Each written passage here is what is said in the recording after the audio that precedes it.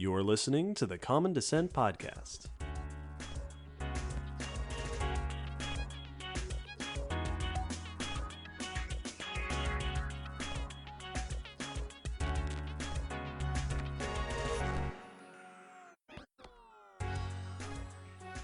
Hello, Will.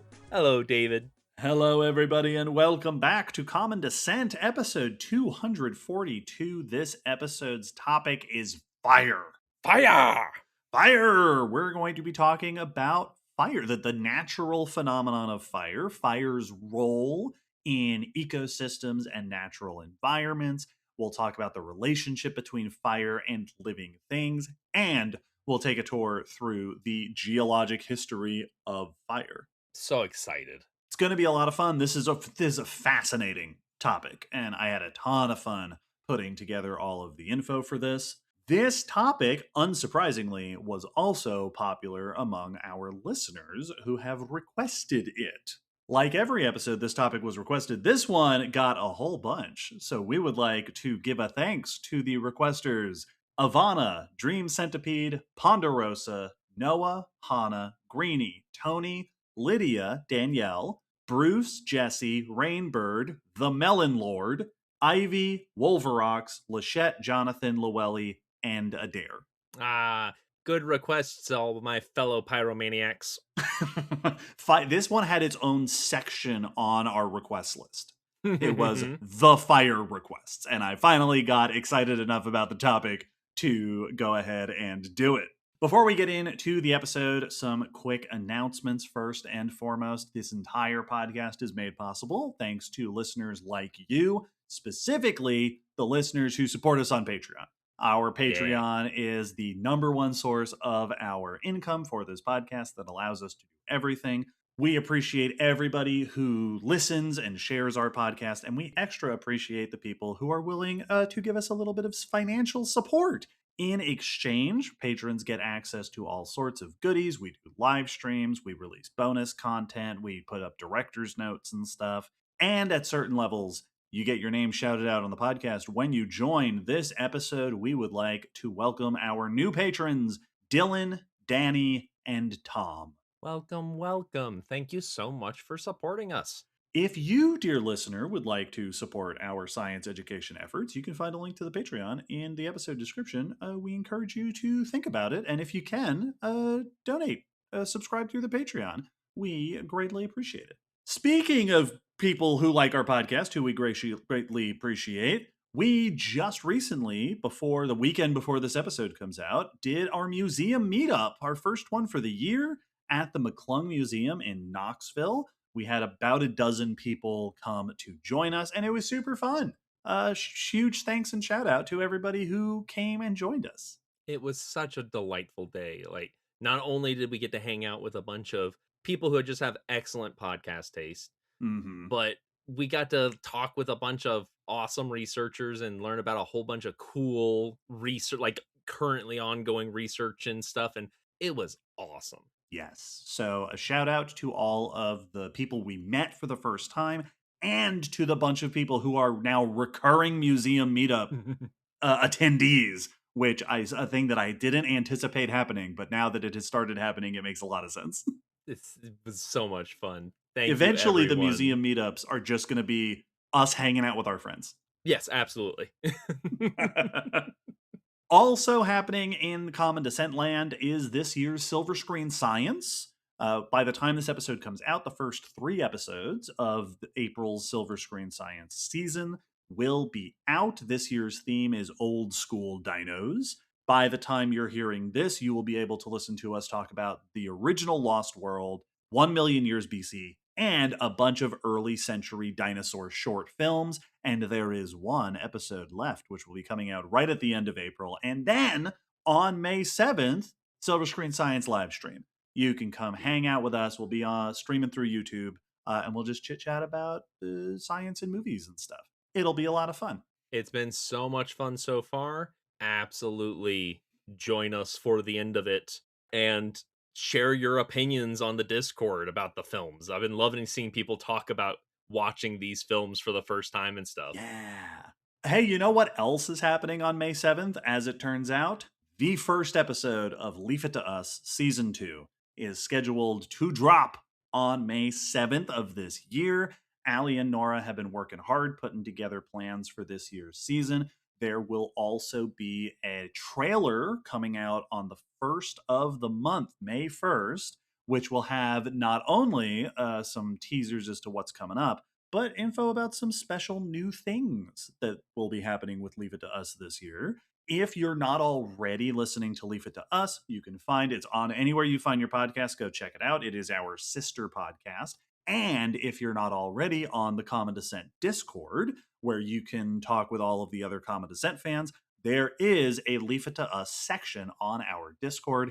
And that section will be getting a little bit more use this season of Leave It to Us for reasons that will be revealed as the season begins to come out. So stay tuned for all of that.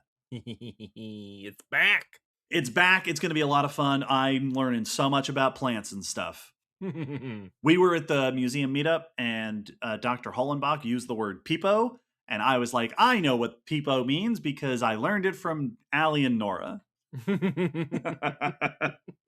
With the announcements out of the way, you can find links to all of those dealios in the episode description. Follow us on Discord and check out our website from time to time where we post updates and announcements and stuff. But enough about our podcast. Let's talk about what's going on in the world of science. Every episode, we like to kick things off with some news from the world of paleontology, evolutionary science, and related things. Will, you told me that you have cool news today. Mm-hmm. I will be the judge of that. Well, the first one's an easy win. Oh, I know what it is. Crocodiles! I know what it is because I put those at the top of the news list. Yeah, you did. To make sure that you don't miss them. You put these up there and I went, thank you. Thank you. I like to make things easier for you. It's delightful. This news is about a Triassic croc cousin that was previously identified as another species and has been waiting 75 years to be recognized now as a new species. Oh. And is also a different shape of croc type animal than we typically see from back then. This is research by Miranda Margulis Onuma et al. In the Proceedings of the Royal Society B, Biological Sciences, and the article is by Tudor Torita in ZME Science. So, crocodilomorphs, which is the broader group that includes crocs and their many croc-ish cousins, they are a really important feature of early Mesozoic fossil assemblages and ecology because they were some of the first diverse and dominant land animals, that were competing. For a while there, it very much, if you didn't know what was coming, them and dinosaurs were kind of equally the dominant forces on land during that time. The crocodilomorphs in question here, it's two specimens, one of which is a new species, but they were found very near each other at Ghost Ranch, which is in New Mexico here in the North America. This dates to the late Triassic, 210 million years old. This site is a mudslide that preserved a whole bunch of things all at once. And these two were found 5 meters apart, so 15 feet apart. So pretty close, not like nestled up next to each other, but they were found and have been associated with each other. They're both small terrestrial crocodilomorphs, so living on land. They said they're about like jackal sized, so picture like coyote-ish, small, medium-ish dog sized. And they both were initially identified as Hesperosuchus agilis and have had that identification for the last 75 years as they've sat in Yale's Peabody Museum's collections. More recently, while looking at the specimens, one of the researchers noted that one of them just looks a little weird, just looks a little bit off, and that specifically the facial structure seemed not quite right. And it's when you see the image, if you look at the article, it's very kind of crushed up. So it's not immediately just a nice pristine skull. They use CT scans to get a look at the bones inside the rock and get a nice 3D image of the specimen, put it back together, and found that it is very different from the other specimen. Oh, cool. The other specimen, which does seem to be Hesperosuchus, has a more narrow, like long, kind of typical croc kind of snout. Not the flat ones of ours today, but if you look up pictures of ancient crocodilomorphs, just kind of a long, like a wolf snout, but croc. Yeah, I feel like the image in my head that comes up when I hear Hesperosuchus, which I'm pretty sure I've seen paleo art of, is kind of generic small land croc from the Triassic. Exactly. This one had a much shorter snout and robust face, like more heavily built, more broader. So a bit more hyena shaped. Not necessarily that it was bone crushing, but that stout, broad face compared to the longer one. Yeah, like a pit bull. Yeah. These features, they had a number of features. Sounds like it was very easy to identify as something new. Like once they put it together, they were like, "Hey, this has just been flat out wrong."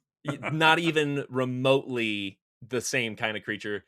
It got a new species and genus name, Eosporosuchus lacrimosa, which translates roughly to the Dawnbringer croc. Cool. Which is great because Hesperosuchus translates roughly to the dusk croc. Oh, that's neat. And they wanted to maintain that association between these two specimens. So very awesome. I am kind of in favor of, especially early crocodiliforms, getting names that sound like names you'd give to a weapon in a fantasy story. Yep. I think that's a pretty fitting theme for fossil crocs. And they do. There's another reason they gave it that name that we'll get into. The specimen is pretty well preserved. It's not the first time it's being looked at, but they did notice some new things with the new scan. It's a well-preserved croc from the time, which is fairly rare. Like, we don't have a whole bunch of nicely preserved early croc relatives. It has a healed wound on one of its foot bones that has some like tooth fragments in it that suggests it survived some either attack or confrontation.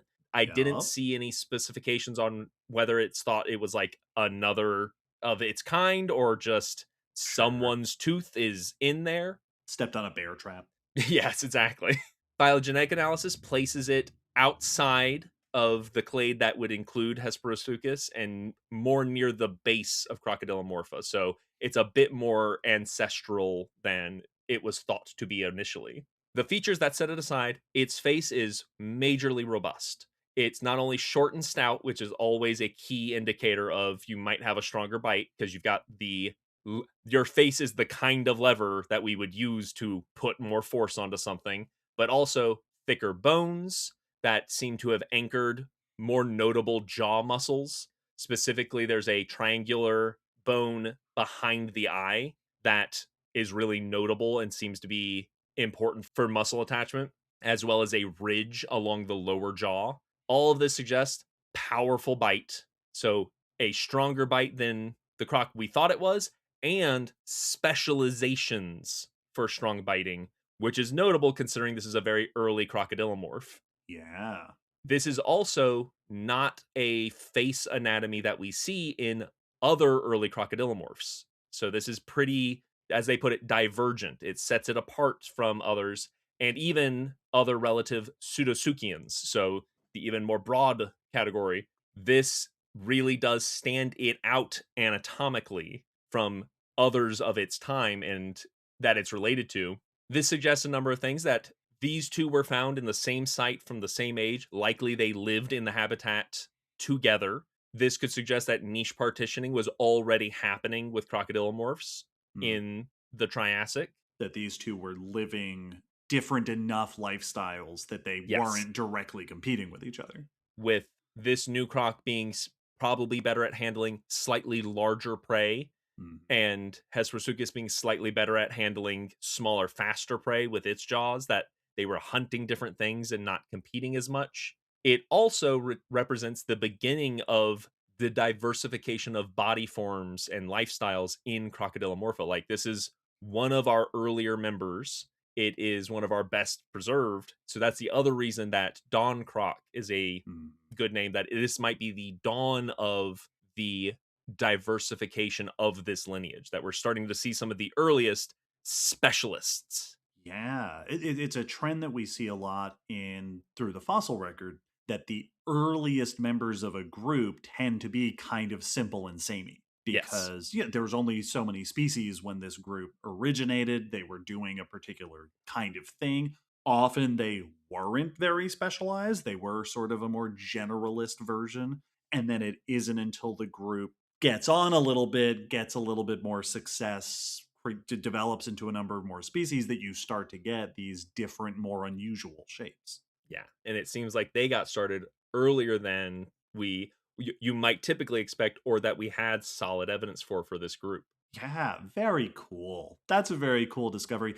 I anytime this is something that comes up in the news every now and then, that there are just as many cool discoveries to be made out in the field as there are in museum collections with specimens that we just haven't gotten another look at yet.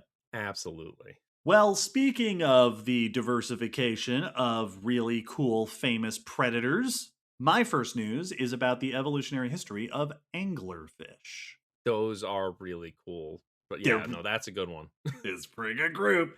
This is research published in the journal Ichthyology and Herpetology by Alex Mayle and Matthew Davis, and we will link in the blog post to a release from Kansas University News by Brendan Lynch. So, anglerfish are a very famous group of fish. Most famously, anglerfish we think of as these deep sea fish with the long antenna like structure kind of coming off the head that they use as a lure, and the end of it glows.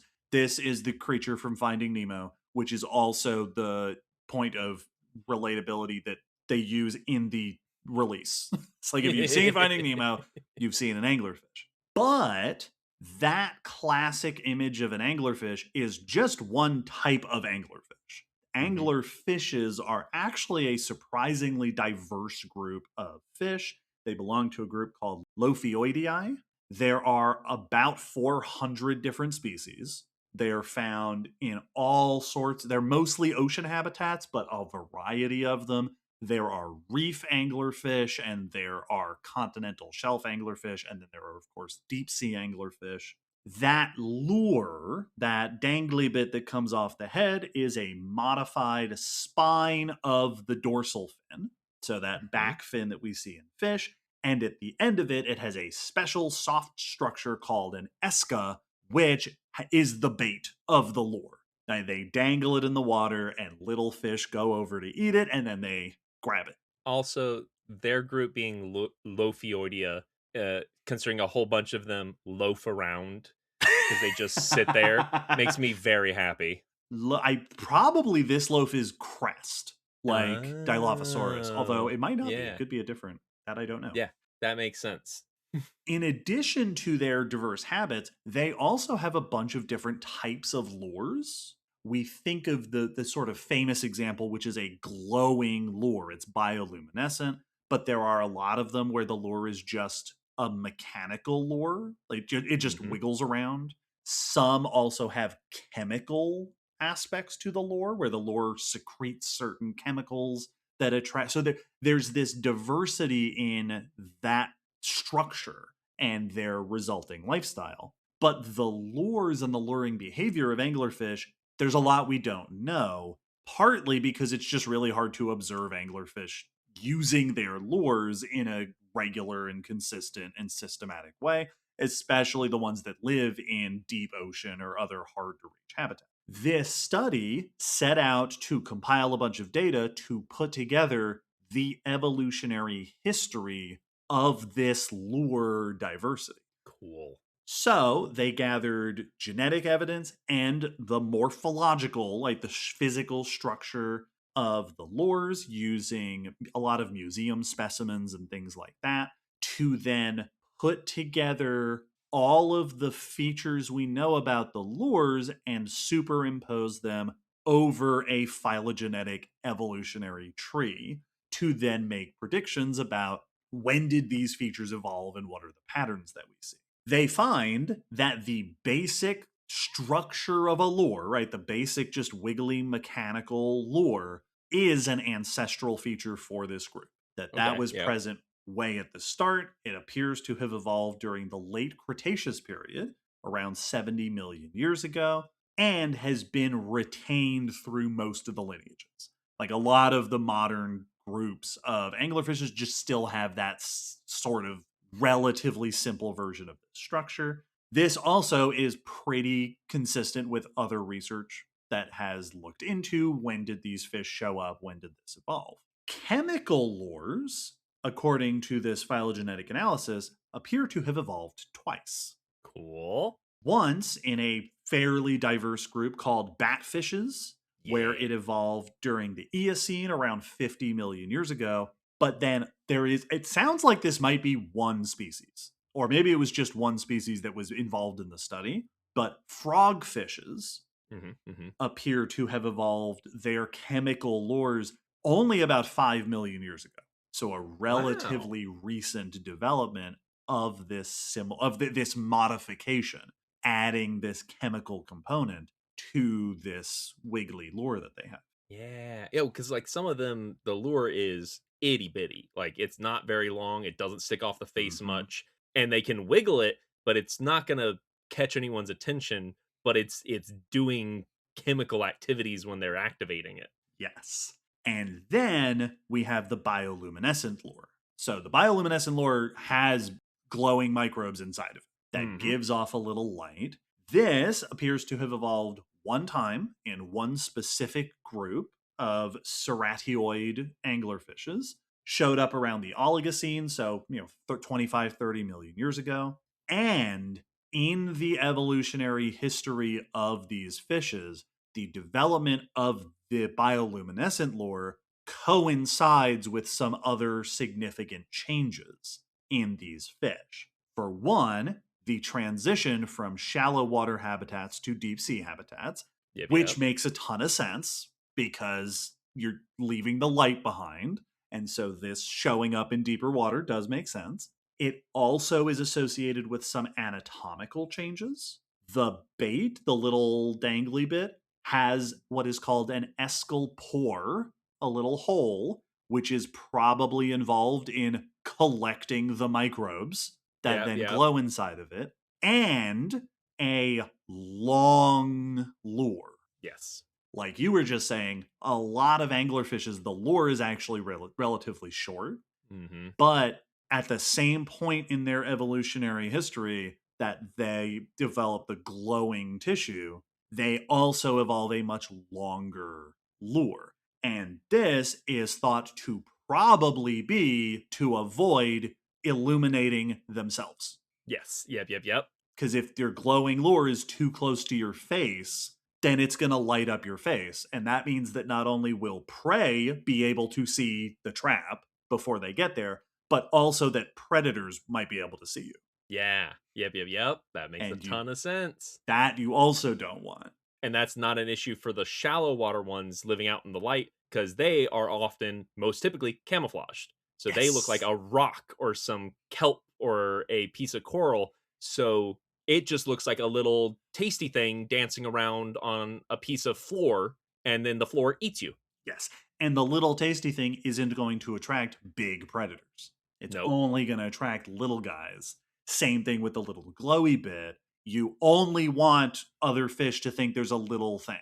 Because if they think there's a big thing, they're going to come and eat you.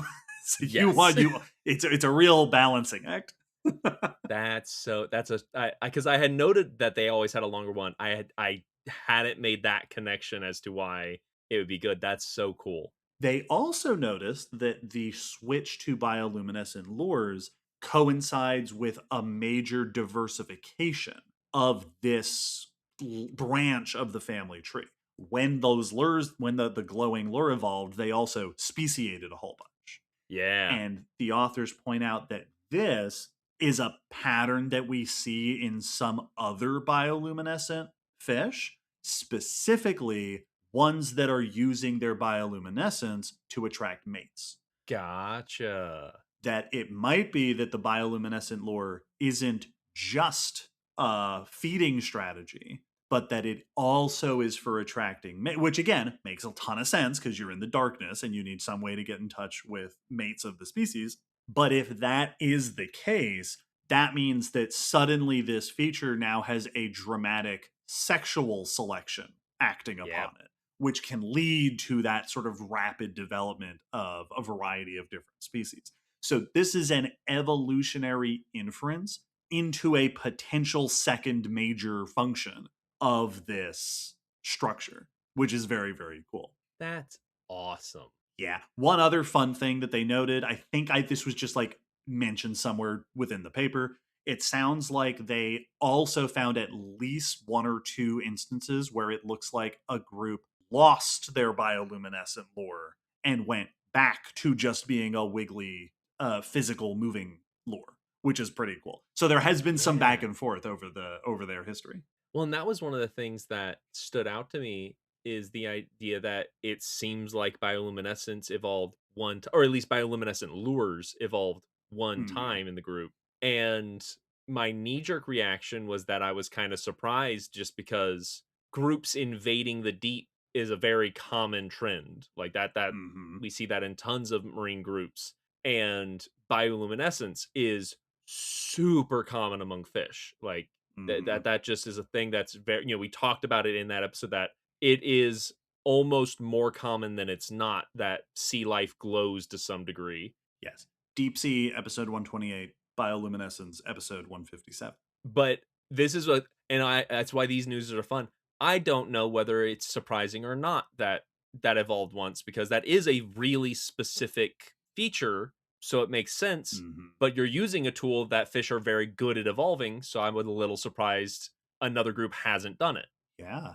Well, they also pointed out that the bioluminescent anglerfish are not the only deep sea anglerfish. That there is at least one lineage that is part of the deep sea transition, but not part of the bioluminescent group. So Gotcha.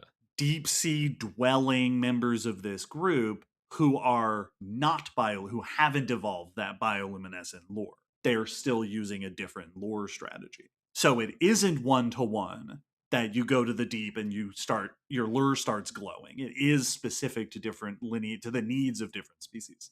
So cool. It's fun getting more detail on a fish that is one of the more charismatic fish. Yeah. Like deep sea anglerfish are so famous, so often referenced, and getting to learn a little bit more about how they became so weird is awesome. Yeah. Shout out to fish. Shout out to the Magnus Archives.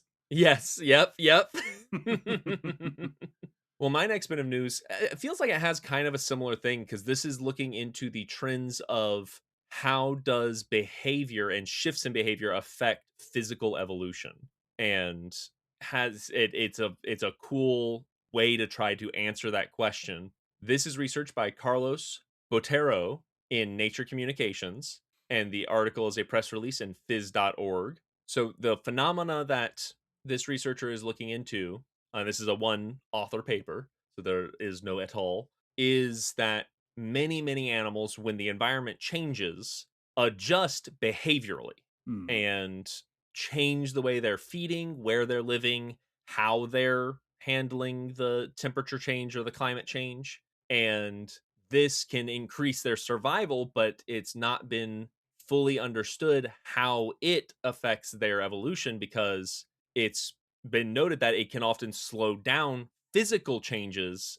If your only option isn't to adapt physically, if I can just change when I'm sleeping, then I may not physically, and genetically change based, to the environment. I just change my habits. This is including things like, polar bears spending more time on land and foraging for food that, they wouldn't eat as often because there's less sea ice and things like that.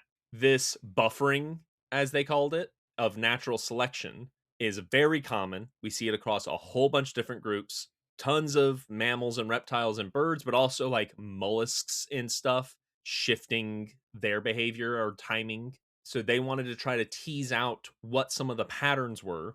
And it's tricky because you can get very different behavioral responses to similar new stressful situations across species and between individuals within a species. So it makes it hard to find an exact pattern when the exact behavior you get may not be the same individual to individual within the same animal. So they try to take a different approach. They're using a simulation to try to map out the patterns here, and they explored how behavioral plasticity, so how flexible is your behavior, affects and changes the timing and types of adaptive evolution we see, so actual physical evolution. And instead of looking for specific behaviors, they looked for amount of flexibility of your behavior, of how flexible are you. Are you pretty strict in how your behavior has to work, or can you really adjust quite a bit and everything in between,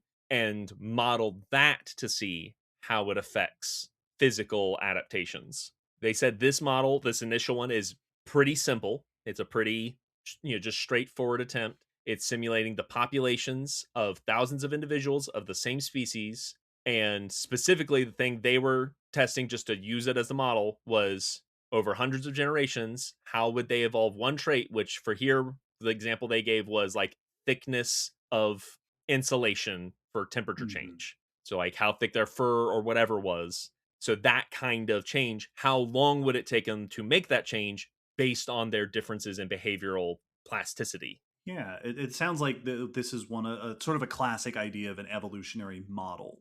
Yes. Let's come up with a very simple version of an evolutionary scenario, and then see what the math says. How Yes, does this exactly. math out over time? And they found some interesting trends. One, which is what we expected, of over the short time scale, like a shorter period of time, for the groups that are more behaviorally flexible, we see much slower physical evolution. That, Mhm. yeah, if I can just change how I'm handling the cold or the warm, then I don't need to change my fur coat thickness as quickly. So it slows it down quite a bit. They noted that for the animals that are very flexible in their behavior, it enhanced their persistence in environmental changes. Makes sense. Because changing your behavior is a lot quicker than evolving new physical adaptations. Exactly. And that the slowness of the evolving was not because they had any more difficulty in evolving, but just because there was not a need to. There was no pressure to.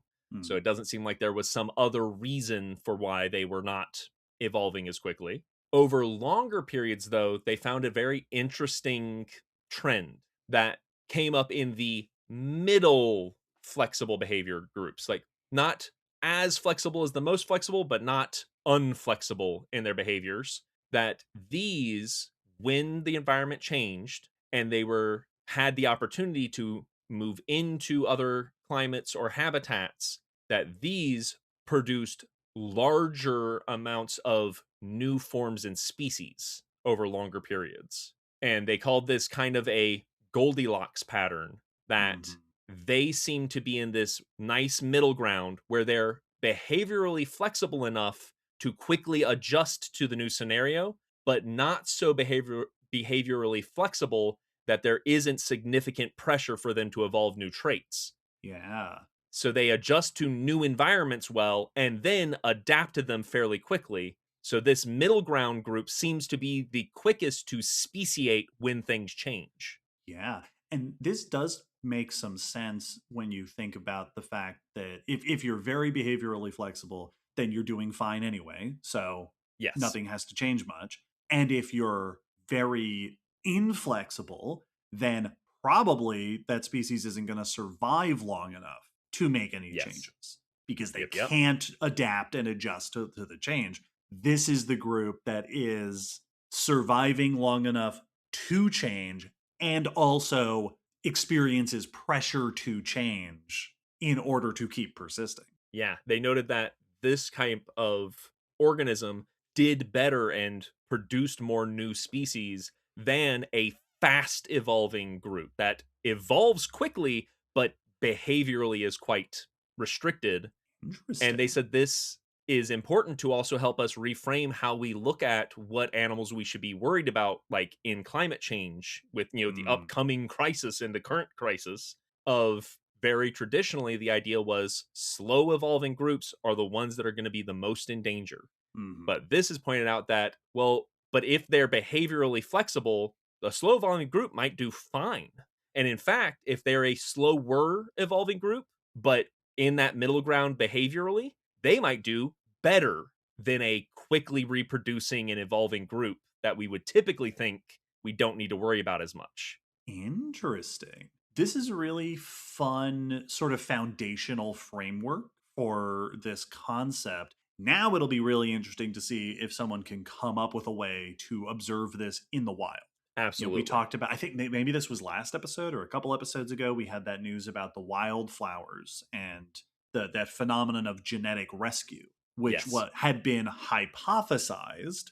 And, it was one where the math works out. But here is finally an example of this happening in the wild. Now I'd be interested to see if there is a setup where we can go, all right, now let's go see if we can prove that, or we can find evidence out there to show that this is a thing that actually is true, right? It's true in this simplified sort of virtual version. Does it hold true in the real world with all of the different variables and factors at hand?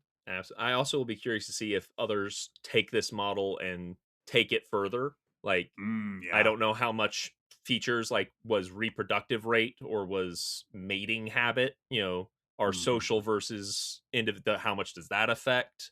And are there more things we could add? And is there going to be some point where we go, oh, actually, when you include this new variable, the pattern changes? Yeah. Interesting. Mm-hmm.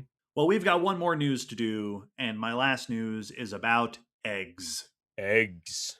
Specifically, the eggs of early mammal ancestors. Neat. This is research published in PLOS ONE by Julian Benoit, Vincent Fernandez, and Jennifer Botha, and we'll link in the blog post to an article in Popular Science by Andrew Paul. Mammals don't lay eggs. Asterisk. Generally speaking, when we think about mammals today, mammals give live birth. That's one of the hallmarks of the group. The only living mammals that lay eggs are monotremes, platypuses, and echidnas, which appear to have held on to egg laying from their mammal shared ancestors. Laying eggs would be the ancestral state. So we would expect that the earliest mammals, and certainly their ancestors, were egg layers. But studying the eggs of earlier synapsids, the broader group that includes mammals, is almost impossible because we have basically no fossil record of synapsid eggs. I believe the oldest examples are from like the Jurassic, maybe the early Jurassic. But before that, when like mammals were really getting their start, we don't have any examples. So that has left some gaps in our knowledge about how mammal-like systems of reproduction and development have come about. Well, that's all about to change because this paper provides insights into the eggs of Lystrosaurus. Cool. Lystrosaurus is an ancient group of dicynodonts. So these are not mammals, but they're closely related to mammals. They're a bit before mammals. These are sort of dog-like. They're round and buff and robust, and they've got tusks in their beaked faces. Lystrosaurus is extremely famous because it was very, very successful at the end of the Permian and into the Triassic period. Here, researchers describe the 3 smallest known specimens of Lystrosaurus, which appear to be very, very early in development. Oh. These 3 come from the early Triassic of South Africa. They are from formations within the Karoo Basin, episode 208.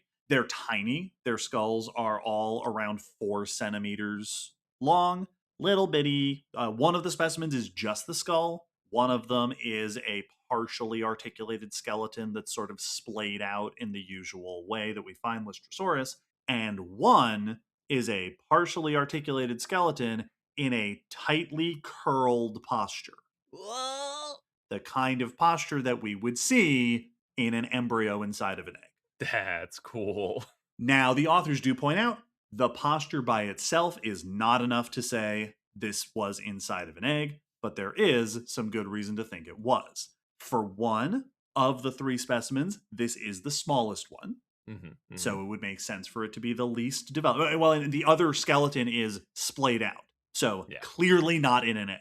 The fact that this is the smallest one, its skull is only 3.5 centimeters long. Oof. It also does not have any tusks. The tusks had not begun developing yet. And the pelvis, the hip, and the spine are underdeveloped enough that the authors don't think this animal would have been able to support its own weight. Yeah.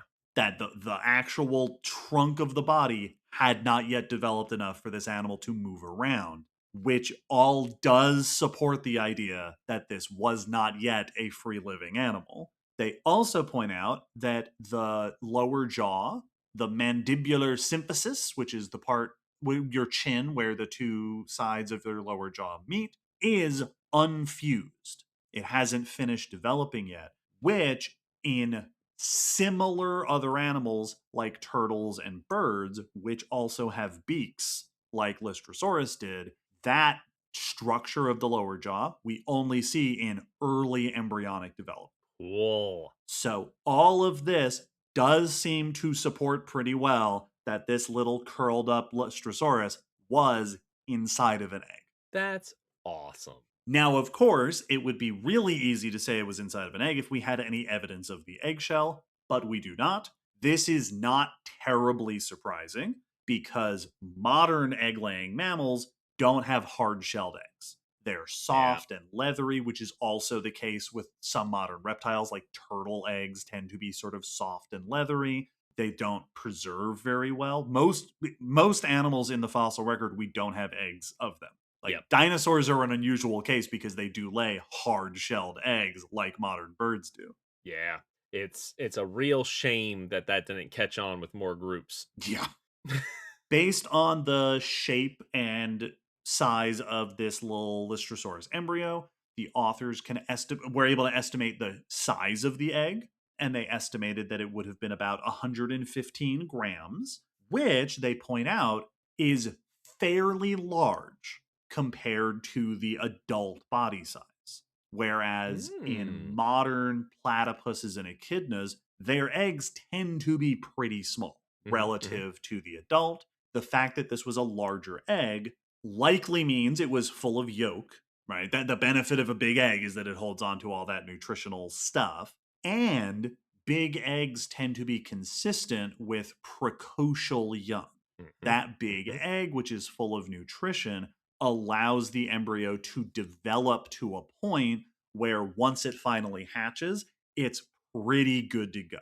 It doesn't need to stick around in the nest. It doesn't need to be taken care of by the parents. It's ready to move around, which is also really interesting because it suggests that baby Lystrosaurus might not have had a lot of parental care. That isn't to say that they had no parental care, but it doesn't seem like they would have necessarily had it similar to what we see today.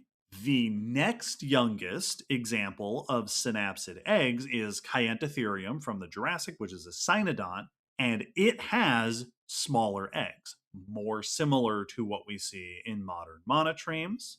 And it has been interpreted that it was likely caring more for its young and possibly feeding them milk. Yep. The fact that Lystrosaurus has larger eggs and seemingly more self-sufficient young might be an indication that while they were already exhibiting certain features that we would later come to be common among mammals, they might not have been feeding milk to their young yet. They might not have been doing extended parental care. These represent an early stage of synapsid reproductive habits. Yeah, that's exactly what I was thinking and wondering. Which for Lystrosaurus, I don't blame you because feeding milk to beaked babies just seems real uncomfortable with the way mammals do it. If you're doing like crop milk like a bird where it's coming from your mouth and you're vomiting it up, that's fine. But if they're having to come get it from you, if they're drinking it from the tap, that's not, you don't want to beak. Well, and they did point out that in mammals, that lower jaw, that like slow development of the lower jaw is pretty common because it helps baby mammals to be able to latch on and drink milk. Yep. But Lystrosaurus does not show. It has development more like what we see in birds and turtles, where you want to have that nice sturdy beak ready to go once you're out of the egg. So they don't. So thankfully for Lystrosaurus, it doesn't seem like they had little beaked babies latching on to drink milk from the parents. Absolutely. And that's so cool the way they just teased apart all of the bits of evidence for not only, yes, this does seem like it was in an egg, but what kind of egg does it seem like it probably was, is just very satisfying. Yeah. It's a great example of when we find a specimen that we don't typically get, it's amazing how much you can do with it. Yes. And the fact that they have 3 different right? Only one of them seems to have been for sure in an egg, but we have 3 different stages of early development. So this also gives us some insights into how newborn Lystrosaurus developed in their first, days or weeks or whatever. Yeah. And they also point out that because the thing that Lystrosaurus is famous for is surviving the Permian mass extinction and then doing great in the million years that followed. The authors point out that this reproductive strategy might have been part of that. Right? Laying nests of relatively large eggs with babies that hatched ready to go might have been ideal for thriving in that post-Permian extinction environment. There's a lot to be learned from these little treasure fossils. Well, and now it makes you wonder because, like you mentioned, they don't need as dedicated parental care as especially like monotremes, who the babies are utterly helpless, need to go into a pouch-like structure and sit there and just feed nonstop because they are effectively a little mobile embryo. But it does bring up, were you turtling it, or did the young stay with the parents? So even though you were self-sufficient, you had the protection and that little bit of like maybe starting of mammalian family structure was there, and is that part of why you were successful, is like find a nest with a parent or not a parent. I think they pointed out in the paper that Lystrosaurus fossils tend to be found individually. That's what I thought. I didn't think we had like groups of them, that they typically Yeah. seem to be loners. So yeah, we don't know. It might, jury's out. We gotta wait for more fossils. I think it's safe to say that all of the young people listening would agree that a fossil of a little curled up embryo Lystrosaurus is pretty fire. That's the way I've heard it described. That's a fire fossil. It is fire indeed. And speaking of fire, let's leave behind the news and move in to our main discussion, where we will talk about fire and its relationship to ecology and Earth history. We're going to take a short musical interlude, and then at the other end of it, we're going to answer just briefly a question that I think has been asked by many curious people. What is fire actually? Fire! Fire! The Ring of Fire!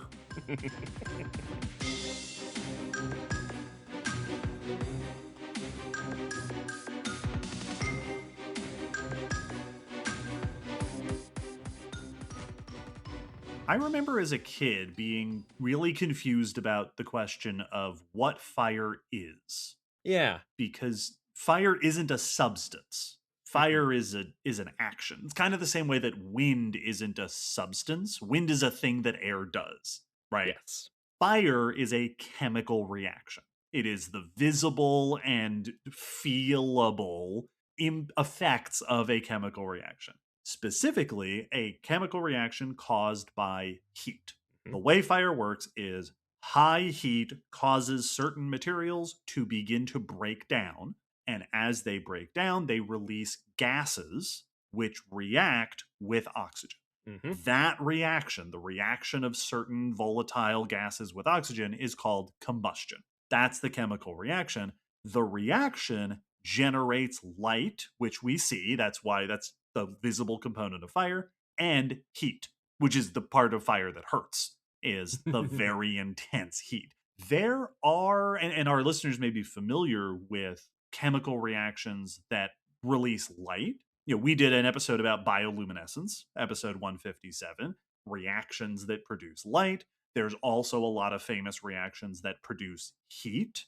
I often think of the mixing plaster for fall, like certain plaster mixtures, while they're curing, they get really warm because it's an exothermic reaction. It produces heat. Fire is combustion is a reaction that produces both. Yeah. It's the classic example of a chemical change that's always what I think of with fire first is the physical change and chemical change. Fire's a chemical change. Chemical reactions are happening when things burn. Yes. And that chemical reaction also the change is producing things like soot, right?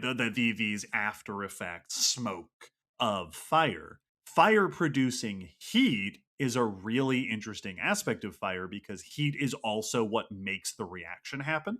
Yeah. So fire sustains itself.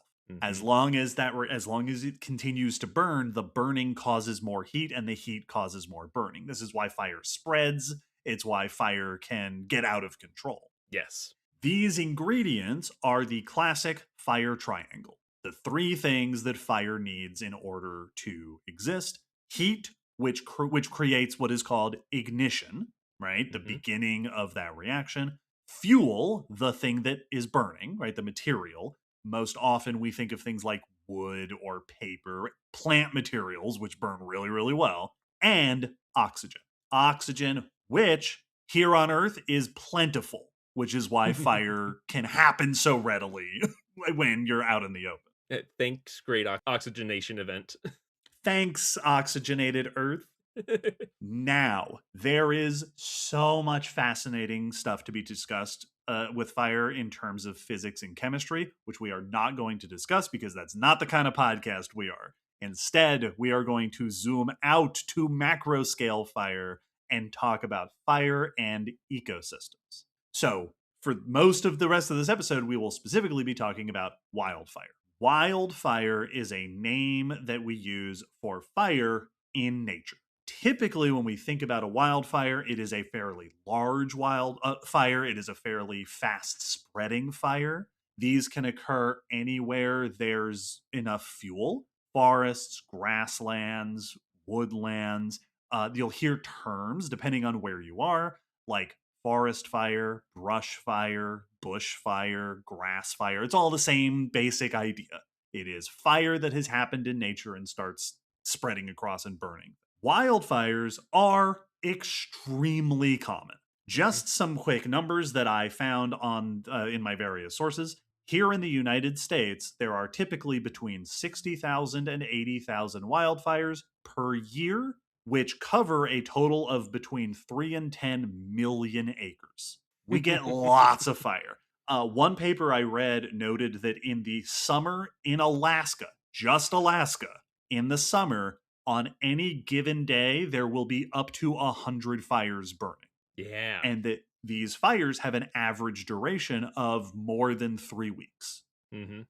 Fire is very common, and wildfires tend to last quite a bit.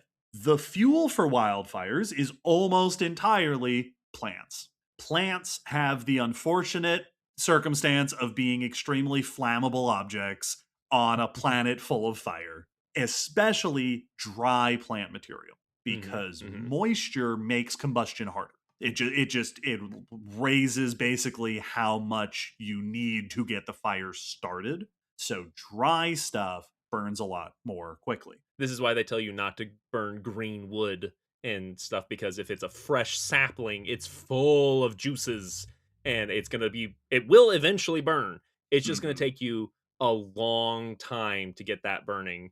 If you find a nice log that's been sitting around drying out, that will go up so quickly.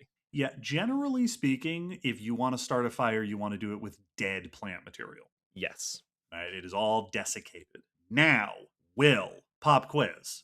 Do you know, aside from humans, what the most common ignition source is for wildfires? My safest bet would be lightning. Absolutely. 100%. Lightning is what causes almost all fires in nature. Yes. Again, outside of human activity. One paper that I was reading said in here in the United States, national forests alone, each year there are over 5,000 fires due to lightning. Yeah. Because there's a lot of lightning Lightning, strikes out there. lightning is like, we think of lightning as being a thing that happens frequently on Earth, and that's not true. Lightning is a thing that happens constantly on Yes. Earth. There's something Nonstop. like 50 lightning strikes a second across the whole planet. It just always happening. Lightning is a And yet, constant. our Earth still has not developed lightning superhero powers. Nope. With all of that, just nothing. I mean, we're spinning real fast. We're zipping around the sun. It's the speed force. That's what's causing all the lightning strikes. Yes. So lightning is the most common source of ignition out in the wild. There are other things that can cause lightning, or that can cause fire. Volcanoes being a very obvious example, much rarer than lightning strikes, but still make a lot of heat. Falling rocks have apparently been known to cause fires because they can create sparks. Yeah, that's what flint and flint and steel is the whole idea. If you hit the right two minerals against each other, you can get a good spark. I hadn't thought of that happening naturally, but that totally makes sense. I also hadn't thought about, I knew that was something that technically could happen, but I saw it referenced in a scientific paper, and that does make me very uncomfortable. I hate that. And like a rock slide, like where you get like a bunch of rocks coming loose and all tumbling. I can absolutely see how just the odds are, does it tumble through a dry patch of forest that's on the side of the mountain? That would be a great opportunity for the right rock to hit the wrong rock. Absolutely. There are other, rarer things, like asteroid impacts can certainly cause a fire, although that's much rarer. You can get situations where, like, this is why, like, hay bales have to be dried out so carefully, because they can get so dry inside that they can just combust. And so, like, that's the next one on my list is spontaneous combustion. Yeah, is absolutely a thing that can happen. This is a real problem for, like, farmers, like you just said, because if you have a pile of hay, and this can also happen in the wild with just like piles of leaf litter, because decomposition generates heat and various microbe activity generates heat. And if it's this sort of dense pile of plant material, it'll also insulate itself. Yep. And you can get a circumstance where the temperature gets high enough for it to just start burning. Yeah. I saw a video just the other day of a person. They had like a mulch pile in their yard from like yard work or whatever. And they had noted that like in the mornings they would see steam coming off of it. And they thought it was just the sun, evaporating the water. And then they got close enough and realized that's not steam, that's smoke. And when they pushed the pile aside, it was smoldering inside. It wasn't like an open flame, but there were red embers inside the mulch pile. Yeah. So fire, there's a lot of fire. It's a world on fire. We are a very flammable planet. Yeah, we are. And indeed, there are different types of wildfire depending on their circumstance. For example, two sort of dichotomous examples that come up a lot in discussions of wildfire are surface fire versus crown fire. Surface fire tends to spread close to the ground through leaf litter or shrubs. A lot of the time it's dead plant material that's sort of collecting on the ground, whereas crown fires spread through treetops, through the canopies, or through the bushes, right? Whatever it is, the top part of the plant. Crown fires are often burning living material. Yeah. And so you have different sort of styles of fire. You also get a variety of what scientists refer to as fire regimes, which means the particular patterns and traits of fire in different habitats, because the habitat is going to affect your fire. The climate zone that you're in is going to affect your fires. Arguably, the best environment for getting fire is a seasonal climate that alternates between a wet season and a dry season, because the wet season supports lots of plant growth, and then in the dry season everything dries out and you can get lots of fire. You have lots of fuel, and then you also get hot and dry. Yes. This is as opposed to, environments that are persistently wet or dry tend not to get fires. Like a rainforest, despite being made of fuel, rainforests tend not to burn very much because they tend not to get very dry. Similarly, deserts, which are notoriously hot, tend not to get fires because they don't have a lot of plant material. Yeah, even if you get a fire started, where's it going to go? Yeah, it's not going to spread very much. So your habitat really affects what kind of fire you're going to see. In some parts of the world, in some regions, fire is a yearly occurrence, right? Mm-hmm. Some parts of North America are like that, parts of Australia where there is a fire season. Mm-hmm. And then in other habitats, fire is going to be rarer. It might be every several years. It might be like an El Nino thing, right? Whatever the climate pattern is. And then some habitats get basically no fire at all. Like Antarctica is not known for fires. yeah. Not a lot of ignition sites there. Really, you're kind of there's a lot of oxygen in Antarctica, but other than that, your other things are really missing. Maybe the most famous thing about fire is that fire can be very harmful, right? Yeah. Fire is extremely hot. That's the fire's real hot. It burns plants, it can burn animals, it can cause damage to living tissues. Fire also releases things like smoke and soot, which can be, if you breathe it in, that can be really harmful. Also, fire, like soot and charred plants and stuff, can end up washing into rivers and contaminating drinking water. This is true in sort of wild habitats. It's also true for human habitats. Like wildfires can pollute the drinking water and cause a lot of problems. Wildfires can also have really wide-ranging consequences. This has become really prevalent in the world in recent years, where like there was some number of years ago where Siberia had a whole lot of wildfires, and here in the US we were getting smoke from Siberia. So it can really have these wide-ranging impacts. Well, it's a big fire can be a lot like a volcanic eruption where you're just blasting a bunch of chemicals and ash into the air. And if that's burning for a week or two, that's a long time to be consistently filling the air with this material. And it's very light and it hangs in the air, so it'll travel a long ways. Yep. So fire is extremely dangerous. When I was a kid, I was really concerned about fire. We would have those like fire safety days at school, and they would freak me out so much. I was a very anxious child. Even to this day, I'm not like super comfortable around fire. If there's someone else who can tend the campfire, I'll let them do it. I was in Boy Scouts, so I was like, fire? You want to start a fire? I'll start a fire. Where do you want the fire started? I'm like Shere Khan. I'm very cool, but I don't want to be near the fire. I'm tying a burning log to your tail. So fire bad, right? But on the other hand, fire is an essential aspect of a lot of ecosystems because fire can also serve as sort of a reset. It clears away dead vegetation. It breaks down dead plant material and recycles nutrients. There are even a bunch of species on our planet who rely on fire. We will talk about this here in just a little bit, but fire is both damaging and rejuvenating.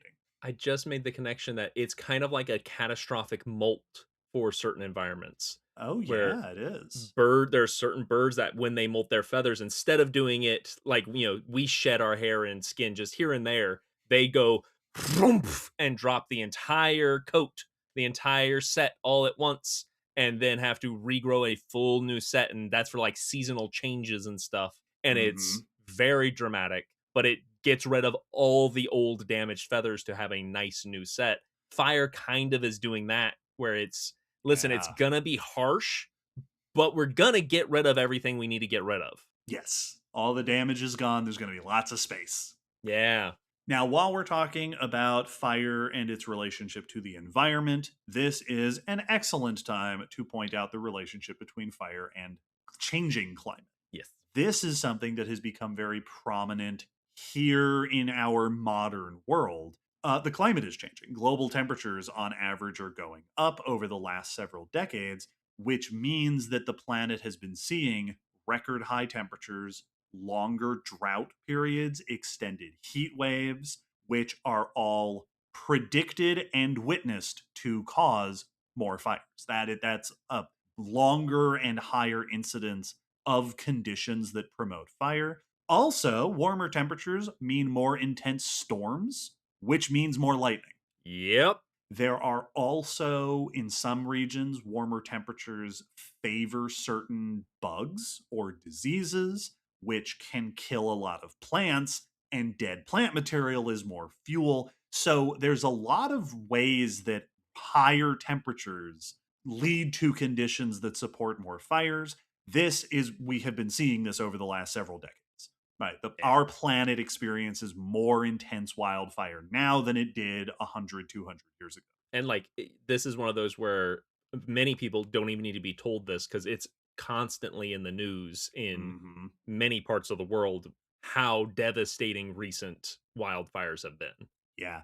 Will and I are in a part of this country that fortunately doesn't deal with wildfire this isn't a very burny part of the country, but we've got friends and listeners over on the West Coast, California, yes, British Columbia, and there have been some really intense fires over on that side of the continent. Yep. This increase in fire obviously is dangerous, right? It causes harm. Wildfires are often responsible for human deaths. Also disrupts ecosystems because the whole regime of the ecosystem is changing. Interestingly, this has also been noted in the fossil record. I found one paper that was looking at a record at an ice age record, a glacial period record, and found some evidence for more fires during the interglacial periods. The warmer time periods, we're seeing more fire activity. That makes complete sense. It's always fun to be reminded that even though on average, even between the ice ages, the world was colder than other periods, getting warmer still means getting warmer. And average temperature change is what typically matters. Yes. And we'll go more into, deep time later on. But while discussing the relationship between fire and the climate, it is also really valuable to note that fire also affects the climate. Burning vegetation produces lots of carbon dioxide, right? Smoke is full of carbon dioxide. Burning wildfires also melt like permafrost, the frozen soil, which exposes more carbon dioxide to the atmosphere. So warmer temperatures can lead to more fire, and then more fire can lead to more CO2, which leads to warmer temperatures. So fire is part of this positive feedback that can start get the planet on a runaway path in terms of climate. And it's also not doing any favors to the plants, who we would then rely on to pull that carbon back out of the atmosphere. Yes. So just all around, it is a diabolically perfect system to feed itself. We talked a whole lot about climate back in episode 113, so you can go check that out if you want more on that. But for now, let's move into one of the big ecological questions, which is, how does life cope on a planet so full of fire? Yes. And the answer is, we see a lot of really interesting adaptations to fire. Most of these are in plants. Because they would have to be. That's you're the most flammable things on the landscape. Yep. Now, I'm going to run down a quick list of these. I'm not going to go into a ton of detail or time on plant adaptations to fire, partially so that we have time to talk about other stuff, but also because our sister podcast, Leave It to Us, did a whole episode about this. Season 1, episode 5, Plants and Fire. So if you want more, go check that out. Here is some spark notes. A lot of adaptations in plants are specifically fire prevention methods. So, for example, trees in more fire-prone habitats often have thicker bark. The bark is the tissue around the outside of the plant.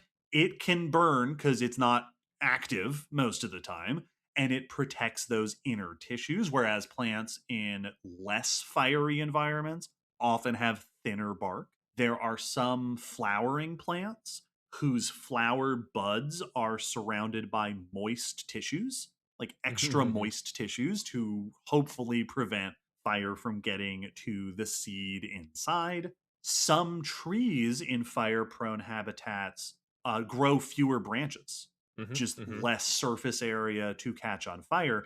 And famously, some trees like pines are really notable for doing this. As they grow taller, they will shed their lower branches. Yep.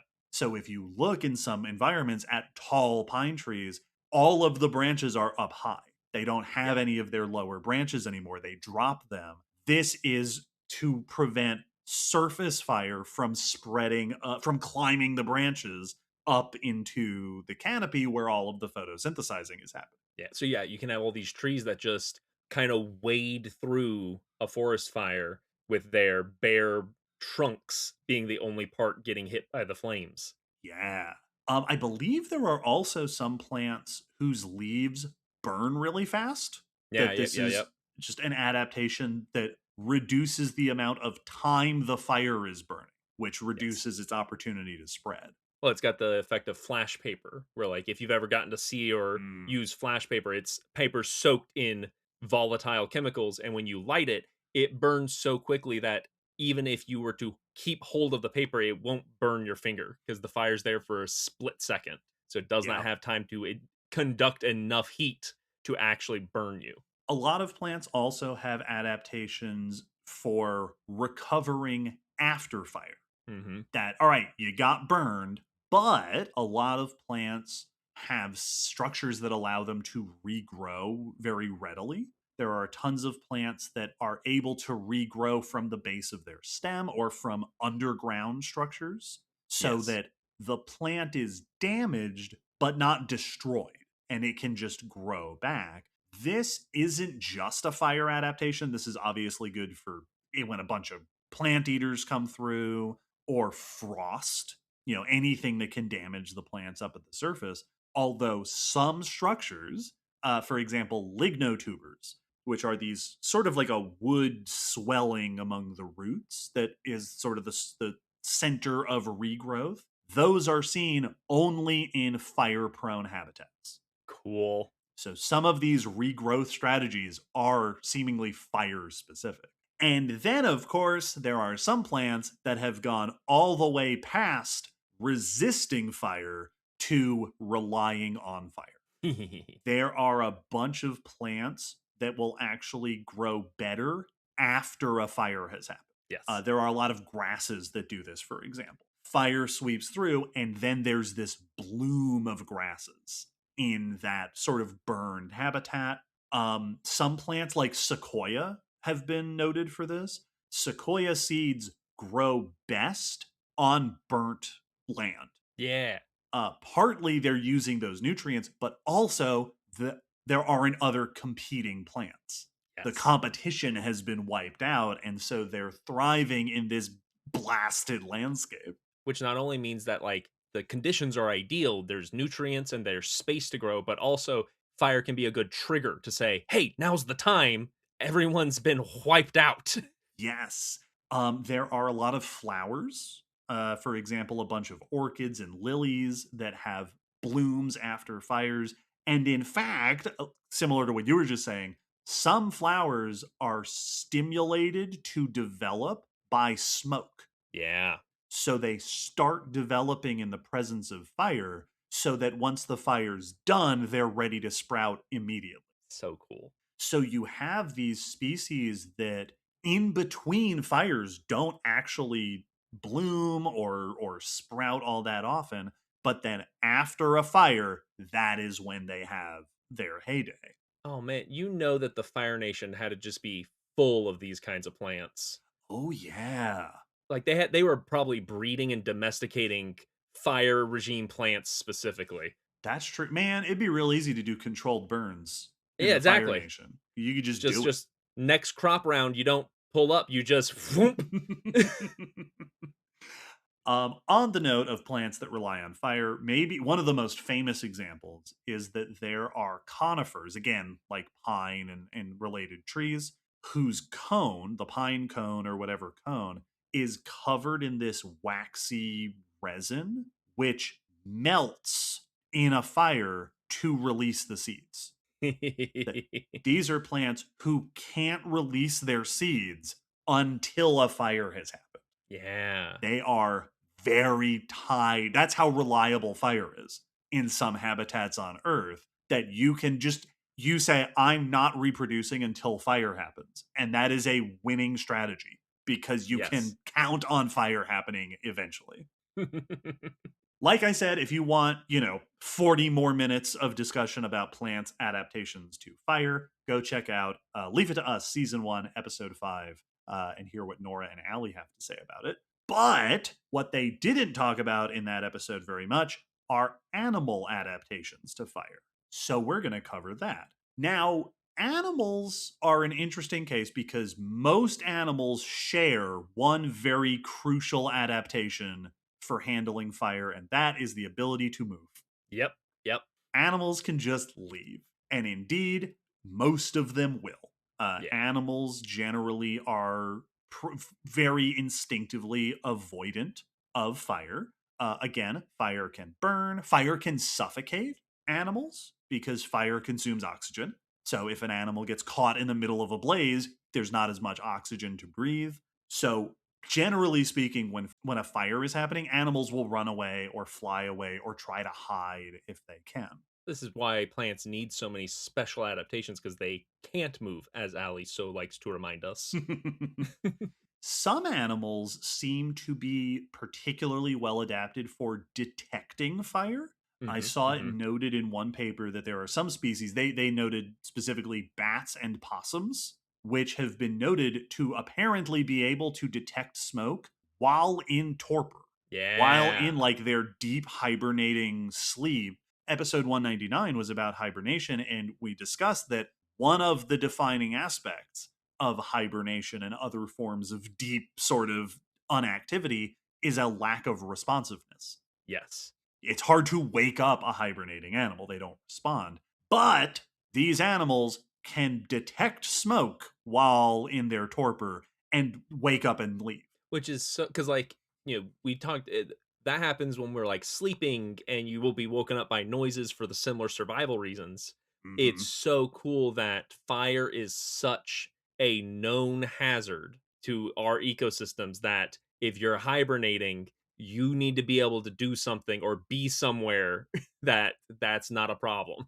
Yes. This kind of thing has also been observed in a bunch of insects as well as spiders, who apparently can detect fire well in advance of it reaching them. Yeah. They're detecting the smoke or the sound of, because fire has a sound.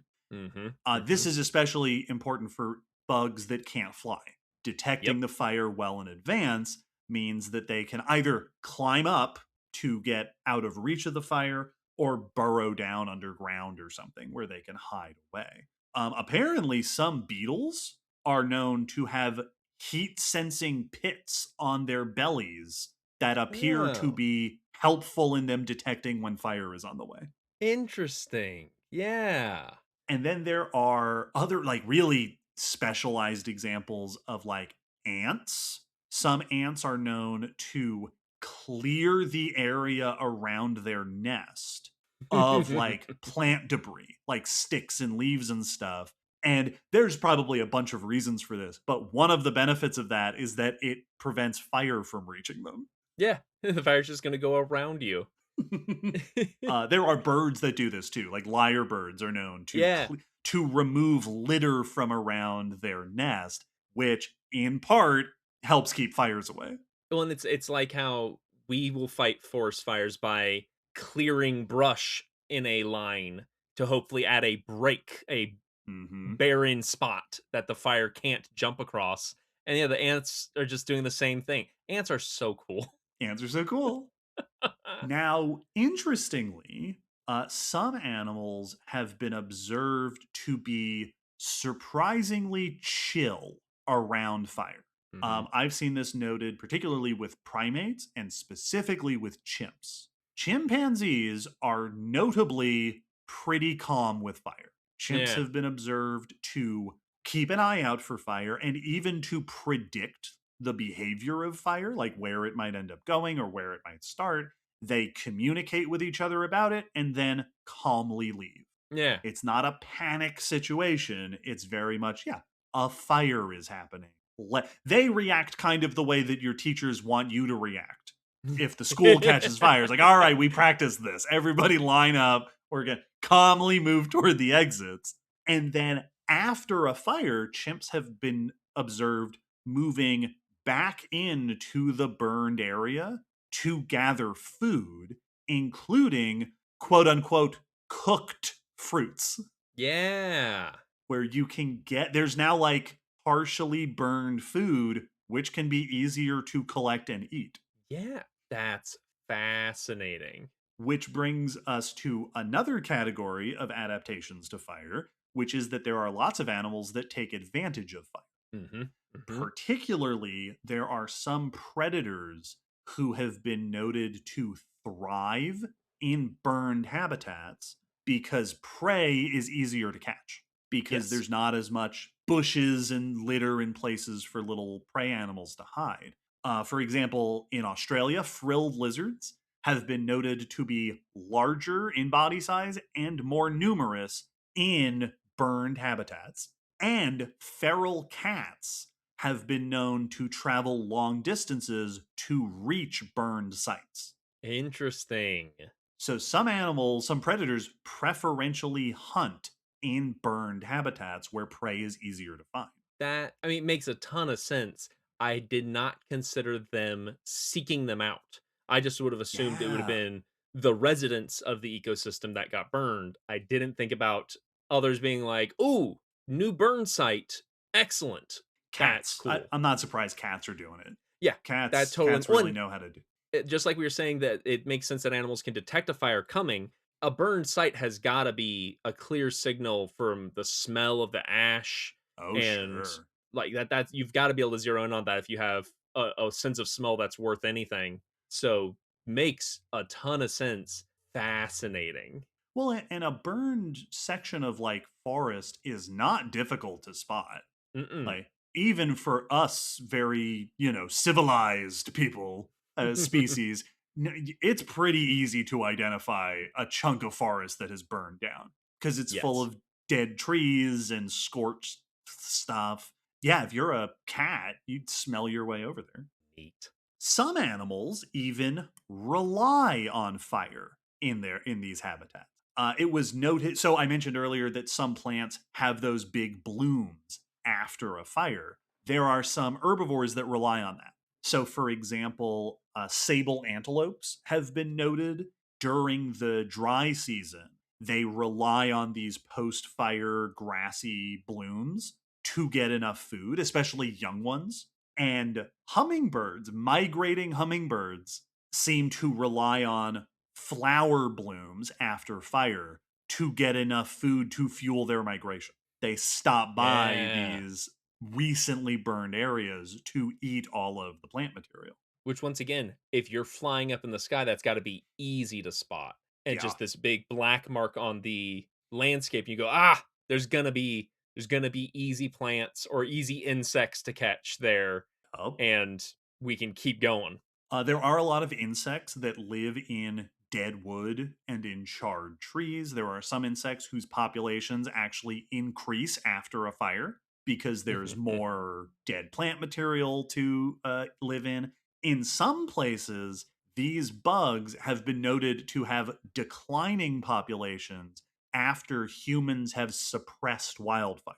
Oh. In places where we have tried to tamp down the wildfires, some bug populations actually do worse because they're not getting this post-fire food availability. What a truly unforeseen consequence. Yeah. Some of the bugs are suffering. Bugs, we have saved your homes from burning down, you jerks. That was the home. The home was the burned down part. Some insects, most famously certain beetles, actually go towards fire. They are Mm-hmm. actually attracted to fire. There are certain species that go towards fire to mate. They Huh. preferably mate near fire, very romantic. And then when the fire is done, they lay their eggs in the damaged trees. And the larvae Gotcha. grow by feeding on either the wood or like the decomposers, the fungus and stuff in the wood. Yeah. So these are bugs that situate themselves next to the fire to lay eggs in the burned trees to raise their larvae. And then you have some animals, like here in North America, black-backed woodpeckers are specifically burnt forest specialists because they eat those bugs. Yeah. Wow. That is a very dramatic mating ritual. And I picture them just giving soap opera level soliloquies to each other. Just a couple of beetles courting each other with a raging fire in the background. They're Yeah. in Just silhouette. dipping each other in silhouetted as they profess their love. The fire gleams off of their carapace. The next morning, the forest is all burned down, and they're like, this is where our children will live. They will grow with the forest as it returns. And then there's a woodpecker nearby who's like, yes, they will. Not so fast, Carlos and Maria. There are also a bunch of animals that have been known to camouflage themselves in burnt habitats. Oh, yeah. Fence lizards in California have dark scales and preferentially hang out on burned branches of shrubs and stuff. Some squirrels, darker coat patterns have been observed to be more common in habitats with more frequent fires. Yep. And some birds who nest on the ground, some birds will nest in burned areas, and the eggs and chicks are dark in color to camouflage against the burned litter on the ground. That's so great. There was also one paper mentioned certain grasshoppers, pygmy grasshoppers, which have melanistic individual, right, darker pigmented individuals, and they've been noted that darker grasshoppers of these species are more common after a fire versus in unburned areas. Yeah.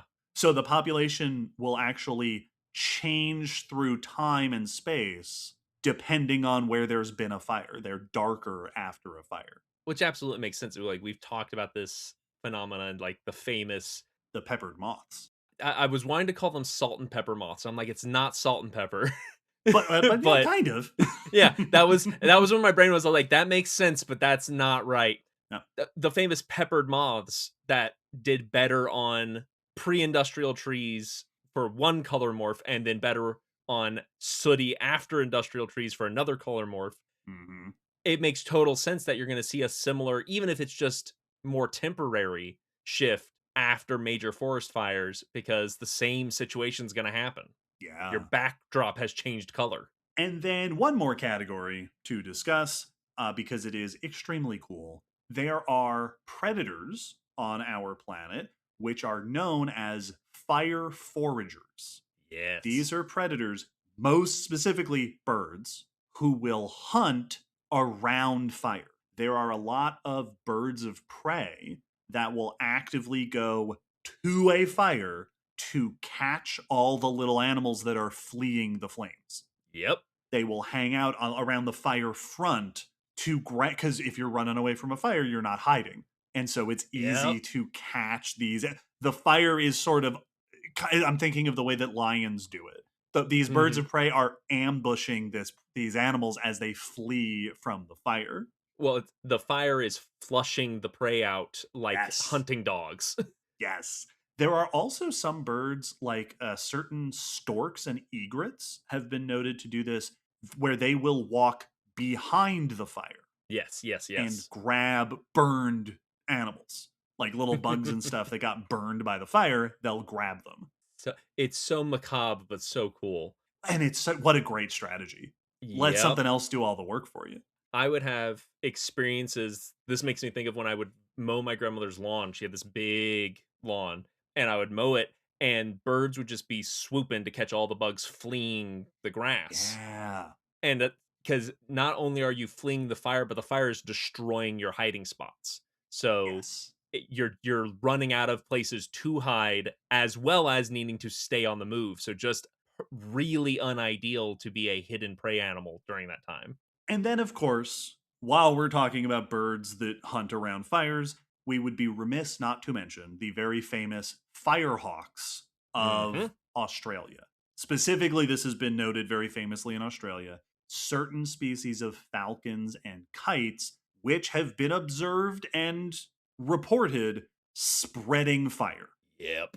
The description is that these birds have been seen grabbing like burning sticks and flying them to a new area and dropping them and starting a new fire, presumably to flush out whatever little things are living there. This is a very famous aspect of these birds down there, although it's also not so much debated as it is poorly understood, because Yes. this is a behavior that hasn't been scientifically documented, which means that we haven't, how often do they do it? Where do they do it in specific times or places? We don't have a lot of details, but the behavior itself is extremely well known among indigenous communities in Yeah. those areas. So it's a thing that does seem to happen.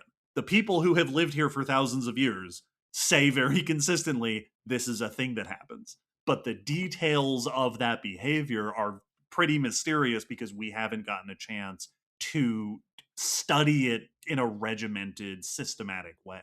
And it's dealing with complex behavior that makes it tricky to always confirm what the animal's intentions are with Mhm. when they're doing this.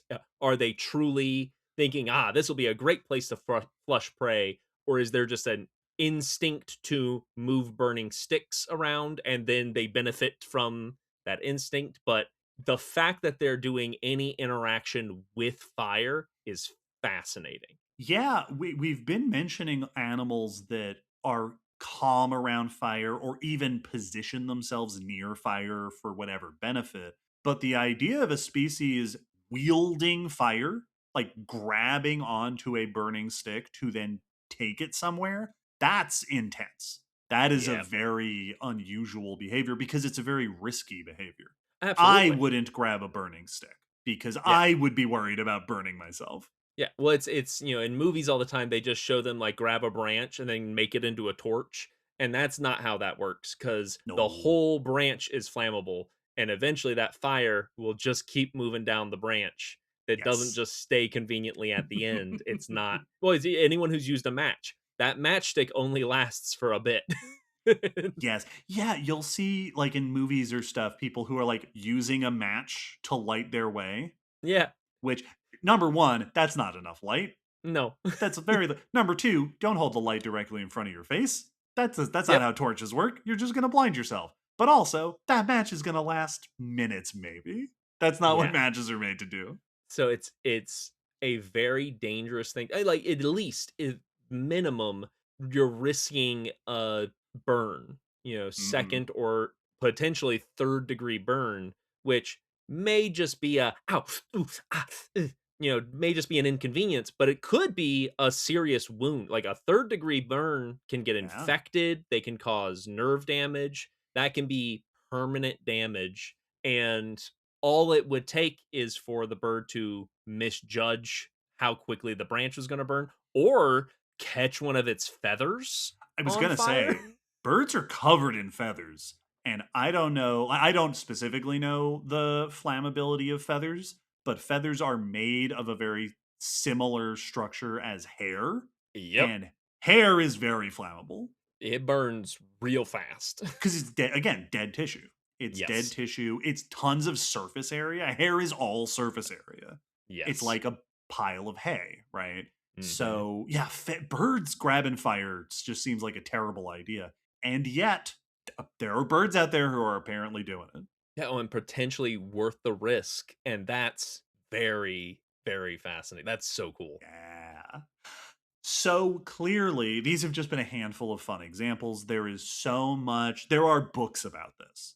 about this Yes. relationship of animals and plants and ecosystems to fire. But having set the stage for understanding fire in the modern world, let us take a trip through time and explore our understanding of fire throughout Earth history, starting with fossil evidence for fire. After the break, stay tuned.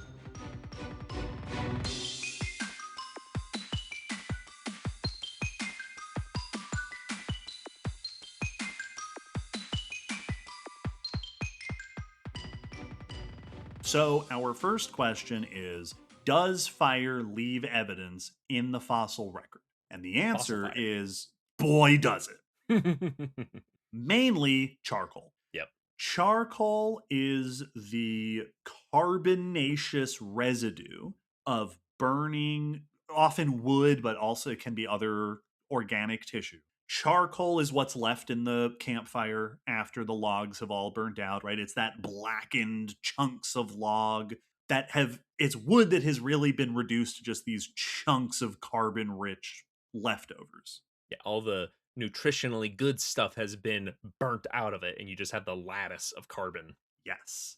We will find charcoal in the fossil record. We can also find partially burned tissues. So tissues that have been charred or what is called charcoalified, right? Converted into this charcoal. And in some cases, those are still identifiable as fossils. It's wood, it's charcoal, but it's wood or it's leaf or it's whatever. The process of becoming charcoal in some ways actually stabilizes the tissues because it makes the chemical structure of them is more stable over. It doesn't break down over time because anything that was going to break down is mostly gone. Yeah, it's for the most part there are, but chemically inert. There's things can't eat this, things can't digest this, so there's nothing to decompose it. Yes. They're fragile, right? It's not gonna hold up to being stepped on very well, but in good fossilization conditions, they can last quite a long time. There are tons of examples in the fossil record of really well preserved 3-dimensional charcoalified wood, leaves, flowers. There are these like charcoal flowers in the fossil record. Sometimes these even preserve cellular details. It can be a really good preservation method. I did not know it got that detailed. Wow. And plant tissue responds to burning differently depending on the conditions of the fire. So, in some cases, studying the chemistry of the charcoal can tell us about what type of fire it was, the temperature of the fire, maybe the duration of the fire. So we can actually get a lot of specific details out of fossil charcoal. You can also get fossil remains of other fire leftovers like soot or other chemical byproducts. There are also examples of in the fossil record of fire scars. This is something that happens in tree trunks, where you get a fire that partially burns a tree trunk but doesn't kill the tree. And then the tree grows back over that injured area. In cross section, if you chop through the tree, you can see that section of burnt bark inside those trees, right, among the tree rings inside that tree. These are mostly known from very young trees. These are actually sometimes used to date when fires happened, which is wild because it's among the tree rings and you can count the tree rings. So very cool. But there are examples of fire scars as far back as the Triassic period. Wow. So we have fire evidence going way back into the fossil record. Fantastic. Also, I've been giggling because of the picture of a fire-scarred tree searching for the avatar. For its honor. Yes, absolutely. You have to get my honor back. Absolutely. Yes, this is the fire episode. It's I can't help but keep thinking of I did mean to think to make a joke at some point about and then the Fire Nation, but I forgot to do it. And the fire episode arrived. And then the fire episode attacked. The scar is on the wrong side. There is Actually, a fire, the impact of fire on the fossil record, on the one hand, there is this sense where sometimes they can help with preservation. However, on the other hand, the kinds of habitats that have the most fires tend not to be good fossilization habitats Makes because they sense. tend to be high elevation, they tend to be very dry.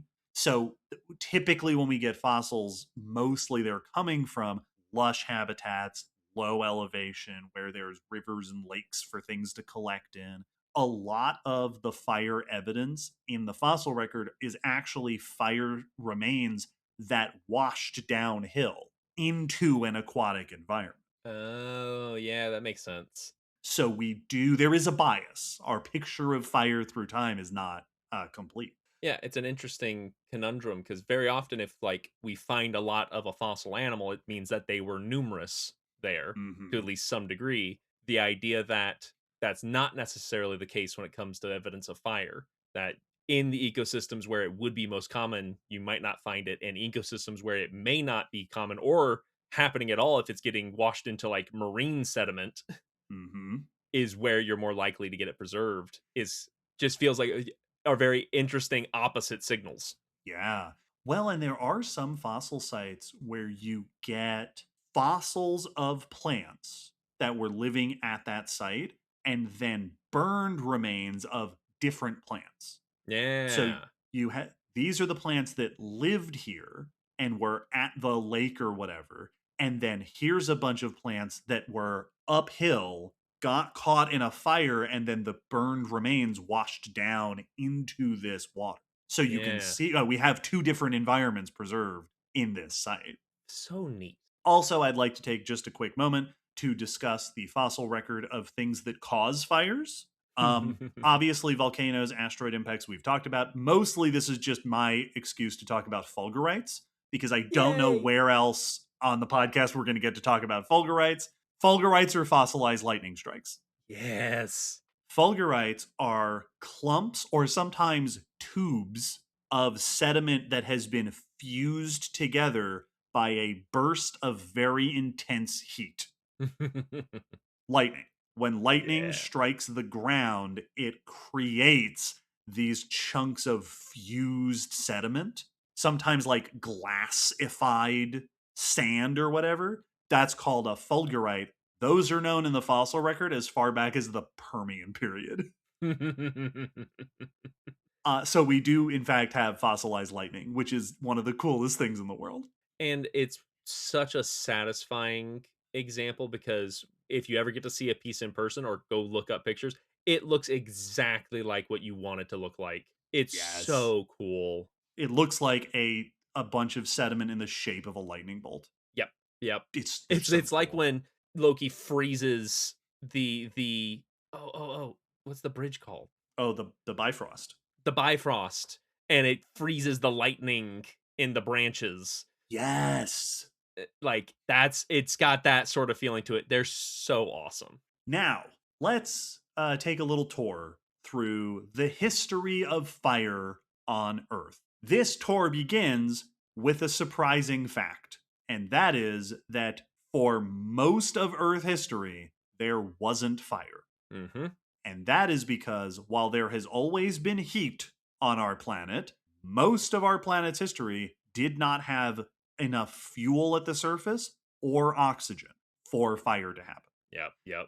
The modern atmosphere of Earth is about 21% oxygen, right? It's mostly nitrogen, and about 21% of the composition of our atmosphere is oxygen. That is a level that is good for fire. There have been a bunch of experiments that have tried to figure out where's the limit? What happens if you raise or lower the oxygen? And they have concluded that the minimum percentage of atmospheric oxygen for fire to really happen is about 16%. Okay. There were some earlier studies that said 13%, and that was really commonly cited in earlier studies. More recently, it looks like 15, 16% is more where the consensus is. Below that, there just isn't enough oxygen for combustion to happen very reliably or for it to spread. Yes. Which means Earth has been mostly a fire-free planet until pretty recently. The earliest known evidence for fire in Earth history is from the Silurian period. Charcoal is known from a number of different sites in the Silurian as far back as 430 million years ago, which is less than a tenth the age of the planet. So for more than 90% of Earth history, there was not fire. The Silurian features the earliest complex land plants, the earliest vascular plants, tiny leafless plants like Cooksonia, and we have charcoal remains of those little vascular plants. But the actual most common charcoalified remains from the mid-Paleozoic are nematophytes like Prototaxites.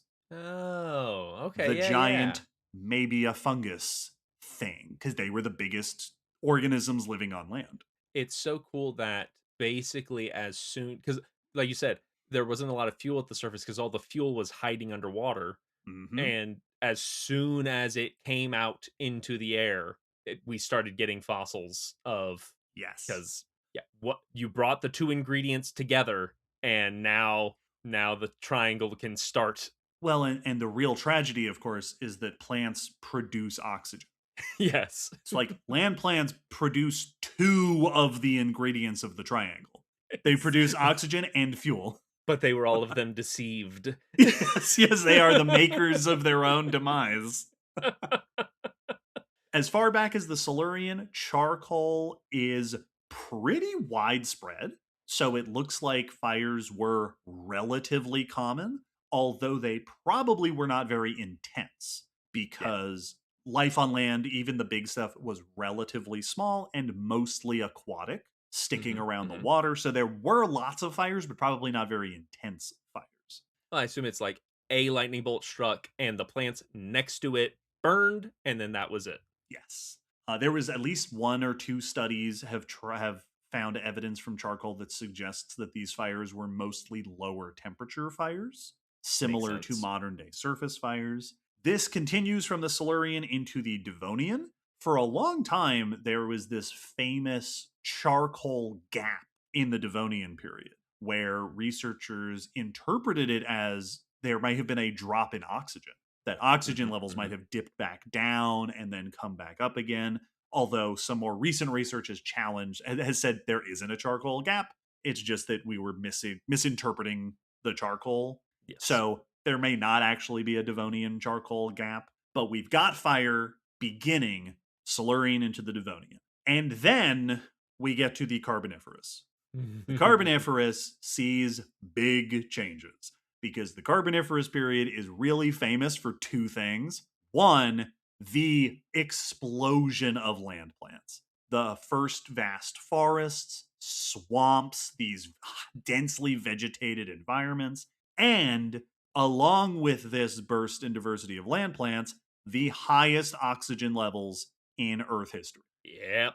Starting around the Devonian Carboniferous boundary, the fossil record features extensive charcoal deposits, burned remains of lots of plants, including litter like leaves and stuff on the ground, but also crown vegetation. The burned remains of like branches with leaves and stuff, which suggests that there were crown fires and surface fires happening at this time. We've got evidence of fire in all sorts of different environments: tropical, temperate, upland, lowland. There's even fire evidence from caves, which probably like washed into the cave from outside where the fire was. Charcoal is even common among coal deposits, and that is really interesting.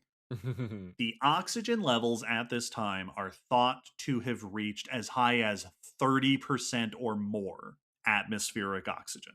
Again, today is 21%, so that's a real jump. Yep.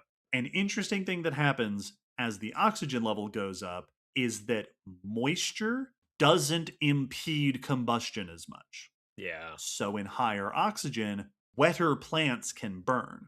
Experiments have suggested that at 30% or so atmospheric oxygen, even wet plants would burn fairly readily. That's And terrifying. indeed, coal and peat deposits are wetland deposits. That's Mhm. swamps and bogs. And the fact that we have common charcoal in those deposits suggests that the wetlands were burning in the high oxygen of the Carboniferous. Just a burning swamp is so off-putting. That's apocalyptic. Yeah. The Paleozoic has been described in multiple papers as a high fire world where fire was common in almost all habitats. Woof. Wild. Some experiments have suggested that where like 16% is the minimum for wildfires, some experiments have suggested that there is a maximum and that Oh. at around 35%, fire would be so common that it would be one paper described it as incompatible with extensive vegetation. Yeah, that just would be starting as soon as there's plant material to burn. Yeah, that you just and once it started, it would be almost impossible to stop. Yeah. That like it wouldn't extinguish.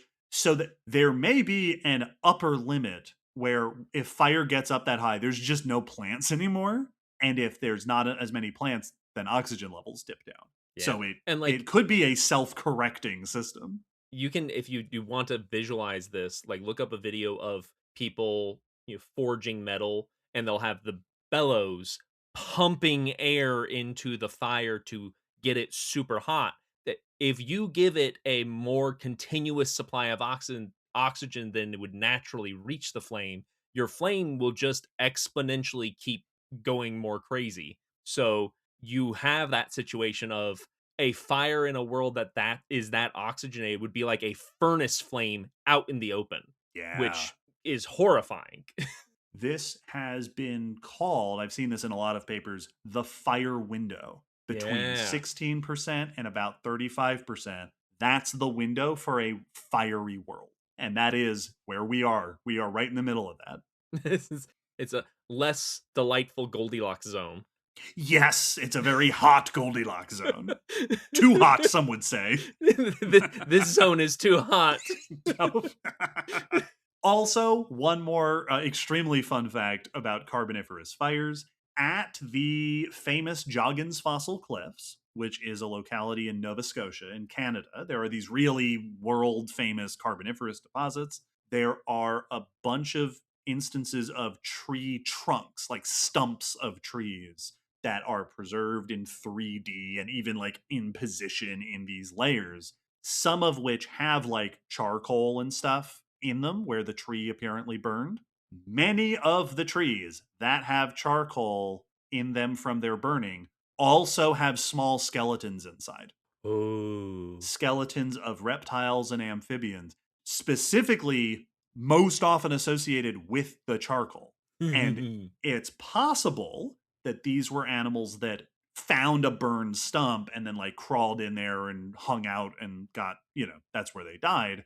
But it's also possible that they tried to hide in the stumps from the fire and then never came out. Notably, the skeletons aren't burned, and these animals probably didn't get burned to death in these trunks. They probably suffocated. Yes. Yeah. Because again, if you're surrounded by fire, both the air is depleting of oxygen and filling with smoke. Yeah. Yep. So we have evidence of possible animal casualties of Carboniferous wildfires. Yeah. I also wonder with little animals like that if you could like pass out from the heat and oh yeah, just exposure to such high it's because like inside a burning log, the inside of that's going to be like an oven, just heating you up. And it's just like a heat stroke. Exactly. Yeah, you just pass out and don't wake up as the air around you, and then you probably suffocate that in your unconsciousness. But like that's also a thing that if you get caught and pass out either due to smoke or due to heat or whatever it is, now you're stuck in a fire, and whether the fire gets you or the air quality gets you, if you're not running from the fire, that's not great. This is why little me was terrified of fire. Yeah. Because they would show us these clips. They would show us these like, here's what happens when a fire burns through the house. And it was terrifying. And I was extremely scared. Well, it's what is it? The backblasts when you can get an explosion because of a sudden inlet of oxygen into a burning house, and it can literally erupt a fireball out of a window or door. Like, yeah, fires so scary when it gets the right conditions. I remember, I feel like this might have been at a summer camp, but we had a fire safety day, and I had to leave the room as a little kid. They were showing like a one of those videos, and I had to leave the room because it was making me so upset as a little kid. Oh, it's scary. It's very scary. This is a very therapeutic episode for you. This is a terrifying episode for me. I'm gonna have nightmares about the Carboniferous period. So the late Paleozoic was the fieriest part of Earth history.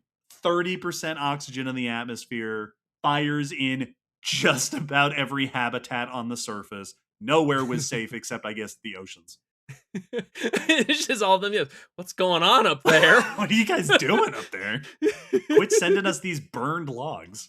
Yeah, it peaks up. Ooh, never mind. Nope, back down. Moving into the Mesozoic era, oxygen levels come back down to a more reasonable level, and charcoal deposits become rarer in the Triassic and the Jurassic, right? The first half of the age of dinosaurs is not, I mean, it's still, there's fire, but it's not super fire like it was in the late Paleozoic. And then we see another peak of charcoal in the Cretaceous period.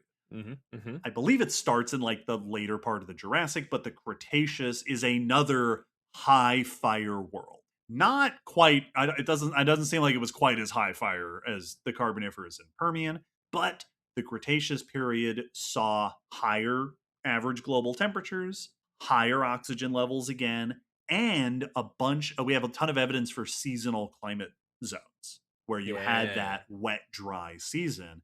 And also the Cretaceous period saw the rise of flowering plants. And in fact, I mentioned we get those charcoalified flowers. We also have charcoal fruits and seeds from the Cretaceous of the earliest flowering plants. This coincidence of events has led to lots of discussion in the literature about whether there is a link between these high incidences of fire and the diversification of flowering plants. It has been suggested that angiosperms might have helped make the world fiery because early angiosperms seem to have been a lot of small, fast-growing plants, which means they produced lots of fuel. Yeah. So a lot of them were also adapted for drier habitats. So as they diversified into these habitats, they might have made fire more likely and more common in those habitats, thus making the world a little bit more fiery. But it has also been suggested that fire may have helped angiosperms to diversify because the angiosperms, again, were relatively fast growing, which meant if a fire went through a Cretaceous forest, all those big gymnosperms would be slow to grow back, but angiosperms and other plants like ferns might have been able to rebound faster and take up space that other plants would have been taking up otherwise. This is actually something we see today where forests will end up human activity will introduce invasive plants into a forest. And if those invasive plants are like grasses or, low growing, fast growing plants, a forest fire will happen. And then over time, the native plants start to decrease as the invasive plants increase because the invasive plants rebound faster after fire. Yeah. So fascinating. The fact that the Cretaceous had a lot of fire and the diversification of angiosperms probably is not a coincidence. They might have been helping each other out. That's what I was going to say. It sounds like some backdoor dealing. If you're telling me fires and flowering plants went up at the same time, suspicious. These gymnosperms have been in charge of these land ecosystems for too long. Listen, I've grown some good wood to make matches out of. If we work together, we can really smoke the competition. Reinforcing this idea of this connection between plants and fire at this time, we have evidence of plant adaptations happening in the Cretaceous period. Phylogenetic studies looking at the evolutionary history of genetic traits in across living species have looked at things like pines and traced the genetic history of certain fire adapted traits, including a bunch of the ones we talked about before: thick bark, shedding of the lower branches, those cones that are triggered by fire. And those studies suggest, based on the genetic diversity, that those traits originated in the Cretaceous period. Yeah. That still today we are seeing the impacts of the fiery Cretaceous period. Very cool. And then we move in finally to the Cenozoic era. High fire continues into the early part of the Cenozoic and then drops down again around the Eocene. And then there is one more period of increasing charcoal abundance. This is around the late Miocene, around 5 to 10 million years ago. This coincides with increasingly dry and seasonal climates, where we've just all around the world, we've got drier climates, we've got more of that wet dry oscillation, and grasslands. Yep. The spread of grasslands is in full force by the late Miocene, and just like the flowering plant diversification in the Cretaceous, seems to have been related to this high incidence of fire. Once again, this is something we see today, where invasive grasslands will replace woodlands, because when the fire happens, it clears space. There's lots of light for the grass.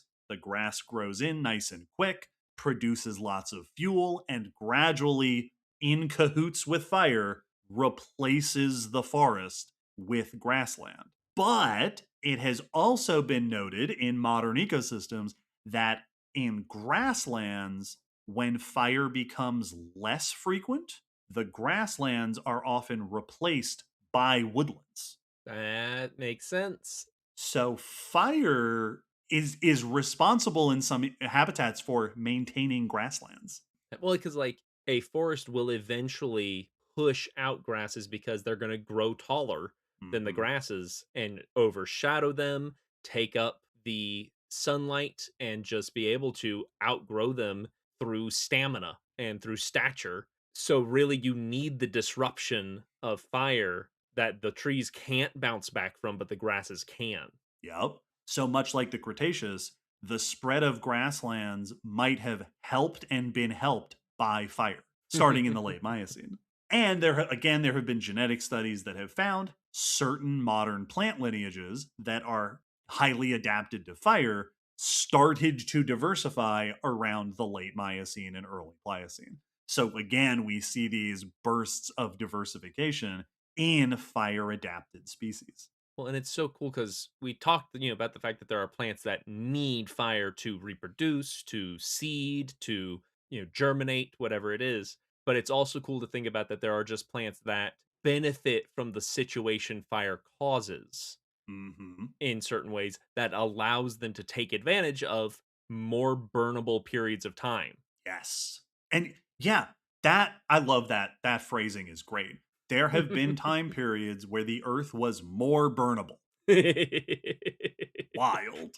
Yep. And then as we get toward the very end of the Cenozoic era, something very special happens. The earth experiences the rise of a new source of ignition.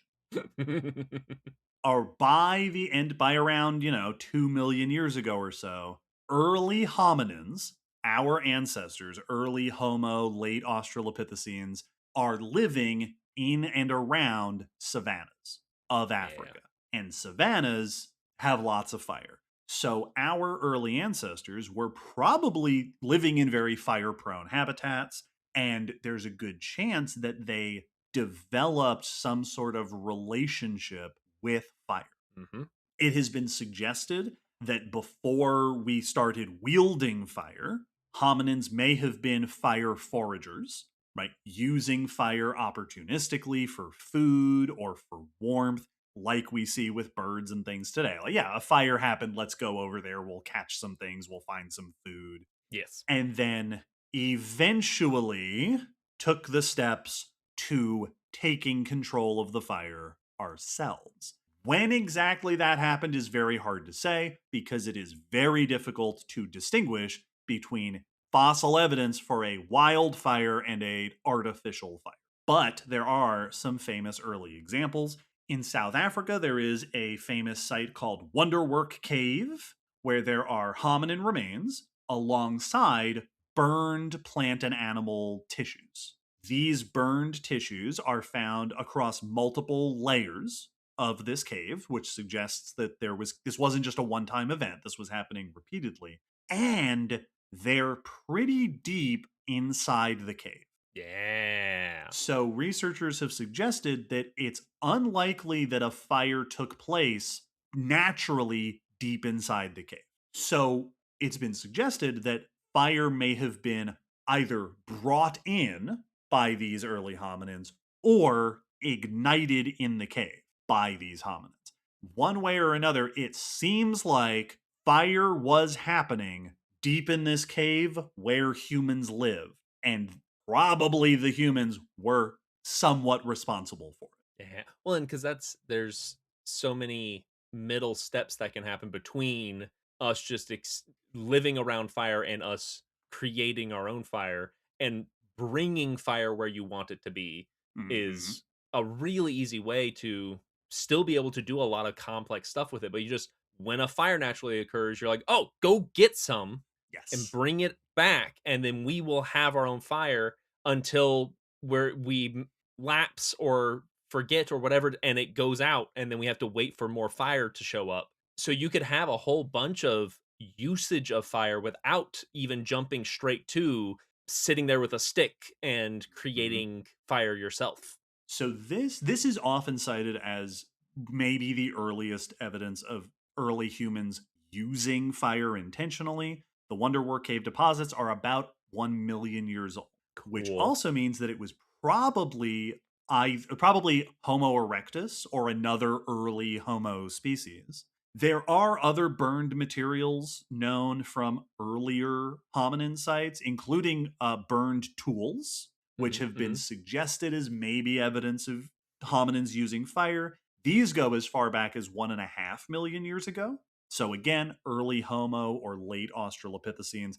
Somewhere we've got evidence of maybe fire use around 1.5 to 1 million years ago. We start seeing more definitive evidence a little bit later.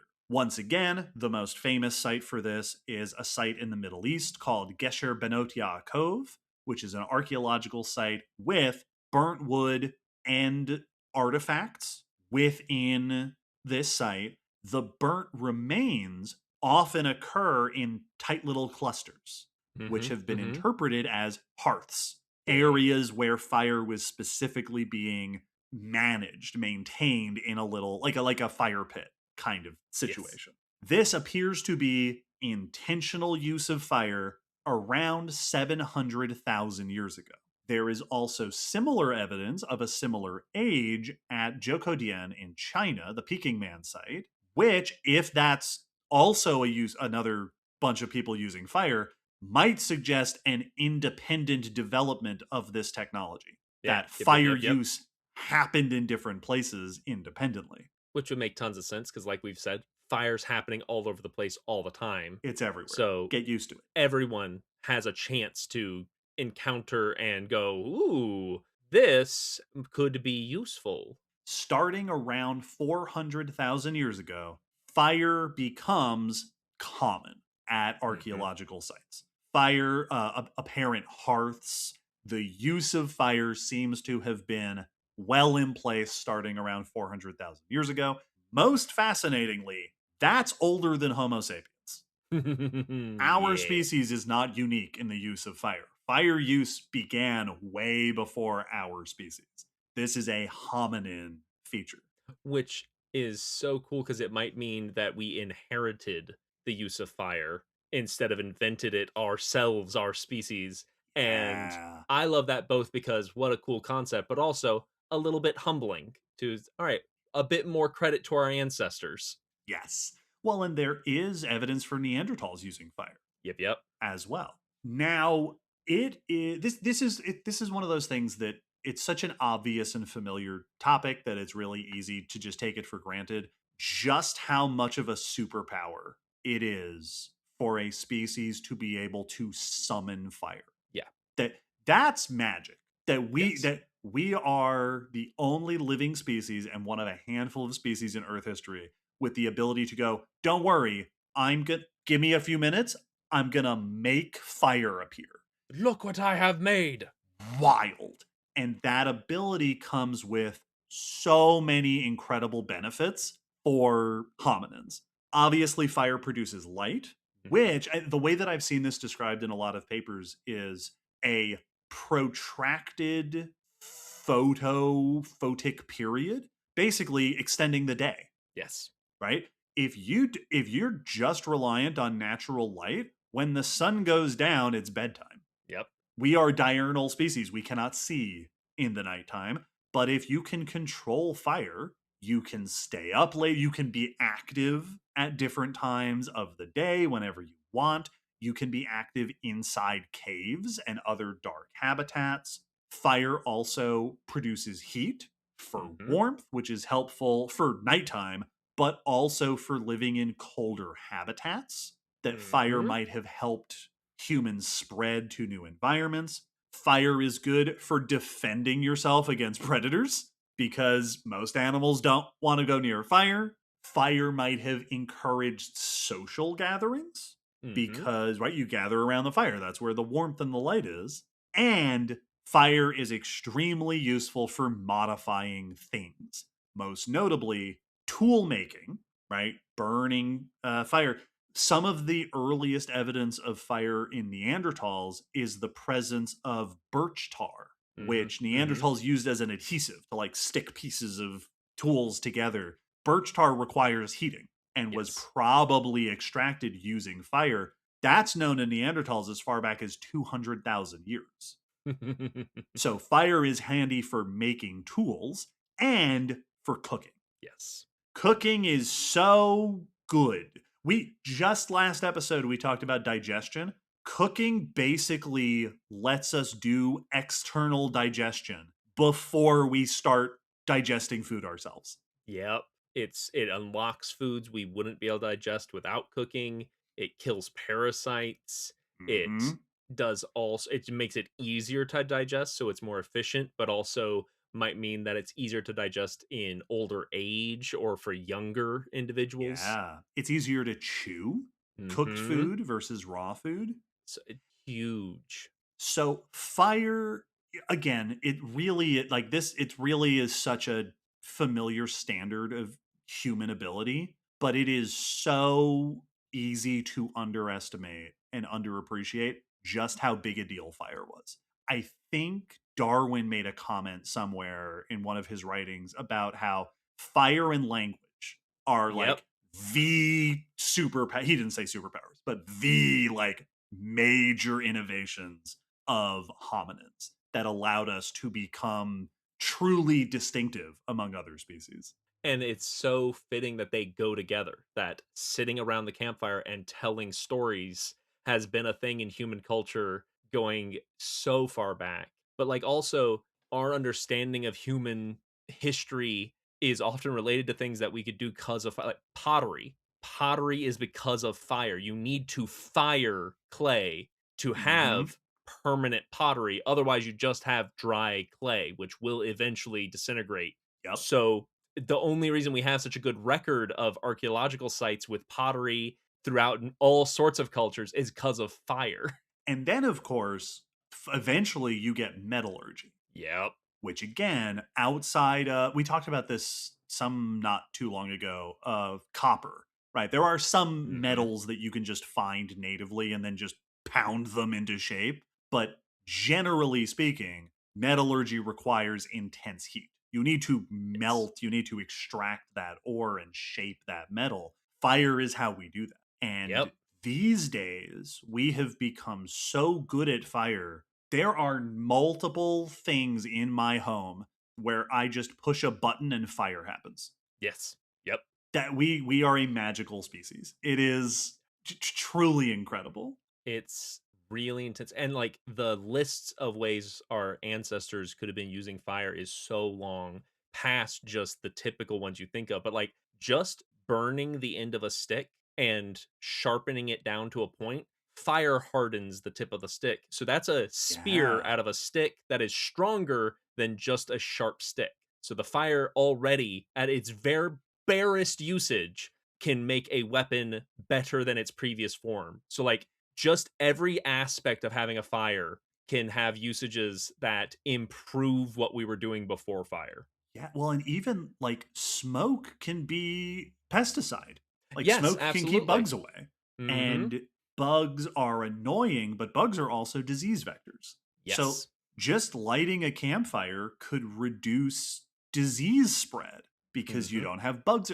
There's so it's really the one of our biggest environment shaping abilities. Yeah. And to bring us all the way back full circle, I believe that today the most common cause of wildfires is humans. Yep. We now some of them are intentional, right? So there's a lot Yes. of controlled burns where we're set because we messed up the ecosystem. So Yep. now we're setting fires where there should be fires, but we're also controlling them so that they don't spread into towns and stuff and burn up houses. But also, arson is a major source of wildfires in the modern world. Sometimes intentional, sometimes not. Sometimes it's just a gender reveal party and you Yep. have a wildfire. Yep. Sorry, Smokey. So we use our powers for good and also for evil. This has been such a fun episode. This Yeah. topic is so interesting and it's so ubiquitous. Fire really is a defining feature of our planet. We Absolutely. are the only planet in the solar system, I believe, that gets fire. Certainly, that gets like wildfires Mhm. because Mhm. no one else has plants. Yeah, it's fascinating because so often we think of fire as this chaotic and destructive and unwieldy thing outside of our human controlled fires, Hmm. but it's been a fact of our planet for about as long as life's been on land. So it is actually a pretty normal feature for life on Earth that Hmm. things have adapted to it, things have adapted around it. It's just a fact of living on the surface. Yep. Yeah, it's like storms and volcanoes and Yes. earthquakes.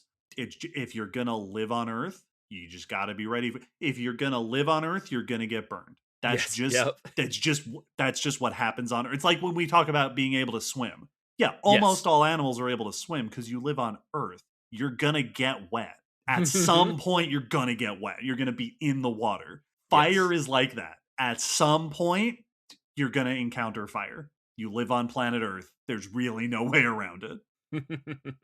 Listeners, we hope that you have enjoyed this tour of Fire on Earth. Before we wrap up the episode, there's one more thing to do, and that is answer some patron questions. One of the benefits that our patrons can receive for their support on Patreon is the ability to submit questions for us to answer here on the podcast. This episode, we have two questions that are mostly not related to fire, except that one of them has the word fire in the question, which is why I ended up choosing it. What are our questions today?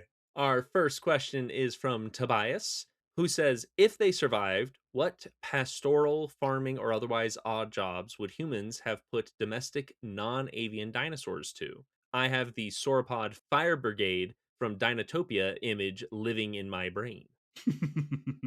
And our second question is from Logan, who asks, if you lived in Dinotopia, what animals would you want and what kind of job would you have, like the pterosaur flyers or maybe a dino rancher? Delightful questions. I think the most obvious answer for how would we use dinosaurs if we had them is farming, Yes. because that's what we use most animals in modern times for, is for meat, or for pulling plow, like moving stuff around, like oxen and things like that, Mm-hmm. or for eggs. Yep. Dinosaurs laid a lot of big eggs. And so I think we would be farming dinosaurs for sure. Yes. Yeah, 100%. And I'm sure we could also use them as like horse stand-ins or like riding Yeah. animals for a lot of the like lower sized hadrosaurs or things like that probably make really good riding animals. Yeah. We could race them. We could Yep, have yep, yep, yep, dinosaur races. yep. And then yeah, I'm sure some of the small ones would make good like pets and stuff, like little Yeah. avian type, like dromaeosaur cousins, tiny bird-sized dinosaurs. But uh, farming just makes the most sense because there were so many dinosaurs that were farming animal sized. Yeah. That just seems like a real no-brainer. Yeah, the really big ones like sauropods, because today the biggest animals on land today are elephants, and we don't Hmm. really use elephants for much. Like there have been, through Yeah, time, there have been instances of people sort of using elephants, but I don't know that elephants have ever been really used en masse for yeah. really big deal important jobs. I feel like they've mostly been used for show. Yeah, like the one job I can like other than like using as a hunting platform, which is one Sure. way for like That's true. tiger That's hunting and true. stuff. Like a Uh-huh. sauropod would be a Yep. pretty good, or like if you could domesticate a sauropod, I'm imagining using them like the what like when the people have to repair the telephone poles Yes, and they yep, have yep. those As a cherry picker. yes, the cherry picker. Yep. The other thing that I know elephants are still used for today is logging, moving logs Oh. Oh, that for makes because they sense. can both maneuver a log with their trunk but also drag logs. And yeah, I could absolutely see sauropods just being like, yeah, go knock that tree down and then we'll carry them back to town. Yeah. I think sauropods would be really difficult to maintain. Yeah. Like to breed and domesticate and keep the same way that again we Yeah. don't really have elephant farms No. because it's kind of hard to control what elephants are doing. Yeah, like the elephants being used for log aren't domesticated. They have not been Mm-hmm. bred to live alongside humans. They are tamed elephants that have been trained to help out. So I also think sauropods would be in a similar category of, especially if like the research we found that they were not, you know, super social as babies. Like they might be Mm-hmm. really hard to train because they hatch and they're already very willful little sauropods instead of Yep. looking to a parental figure to learn how to be a sauropod. Like trying to train a family of tortoises. Exactly. Yeah. It's like, no, I'm going over here now. Stop bothering me. To Logan's question, what animals would I want and which of these jobs would I have? Oh man, I don't. It is very tempting to just want to have a sauropod Yeah. because that'd be so cool. It'd be I think my very job nice. would be I would charge admission and you could come see this cool dinosaur. Like, check it out. I have some dinosaurs. If you pay at the gate, I'll let you see them. I have to say, I don't know how well your business would do if you lived in Dinotopia, where everyone's That's like, "I've true. got one too." It's like, hey, have you ever seen a Triceratops? I'm like, yeah, I saw Yeah, 5 on the way here. like I may get excited when I see someone's cat sitting in their window, but I'm not gonna pay to get to pet that cat. I think it would be neat to do like to be an educator as I am in the current world. But in Dinotopia they had the Dino text, which was used by both humans and dinosaurs. So getting to have Yeah. a mixed classroom of young humans and young dinosaurs would be very cool. Yes, I did. I used to be able to read that. When I read Yep, yep, yep, Dinotopia, yep. I could read the dino text. It's so cool. I used to write things in it. My thought that I just had was there was the idea of service dinosaurs, Yes, yep, yep, yep. and I wonder if they turned out to be trainable and Hmm. pretty good around people. You could have serve. This is my emotional support Deinonychus, and it Yep, lets me yep. know if I'm about to have a medical episode. You could be a service human to dinosaurs in Dinotopia to help Yeah. Oh, I them. would love to be a service human. Be like, listen, don't worry, I'll light the fire for you. That, like, I bet that also is a thing that would have to exist, is just like a aid human to like a stegosaur of like, yeah, you can't open doors and you can't Yeah. get things off of shelves. So like I'm gonna be your assistant and I will follow you around and we will go through, and we are a pair that functions through society to This get this things is done. this is the job I want. I want to be the Yes. service human for some sauropod, like a Yes. brachiosaur service human. I'll have a vest and I'll be like, no, Yes. don't talk to me right now. I'm working. Yes, exactly. We can play later. I'll hit the button to open the doors. Oh, that would be super Yes. cool. Thank you, Tobias and Logan, for those delightful questions. Very fun. Listeners, get in the Discord or leave a comment with what you think you would want to do in a Dinotopia world of dinosaurs and jobs. This is assuming, like, this is a very capitalistic approach to, although education and farming are things that would still have to happen anyway. Yeah, I'm going from jobs that I saw happening in the books. There were That is people that fair. aided dinosaurs, and there were Yes. dinosaur classrooms. In a utopia, you still need people to help out and to teach. 100%. Listeners, check out the blog post on our website where we will have links and some images of, things on fire. If you are interested in these topics, some related episodes we did mention early on in the episode. Will mention the Great Oxidation Event, episode 75. Yeah. We mentioned episode 113, which was all about paleoclimate. Episode 131 is volcanoes, which is probably our other, our next hottest episode. Episode 103, the Paleocene Eocene thermal maximum, another hot episode. Maybe we'll make a playlist. We'll make a playlist of hot episodes. Common Sense hottest episodes, and it's fire. And it's fire volcanoes. Incredible. A big thanks to all of the people who requested this topic. Big thanks to all of our patrons. And extra special thanks to our top tier patrons, Sarah May, Jeff Ellington, and Danielle Loves Bugs. Don't forget that on May 7th, Leave It to Us Season 2 will be starting. Episode 1 will release then.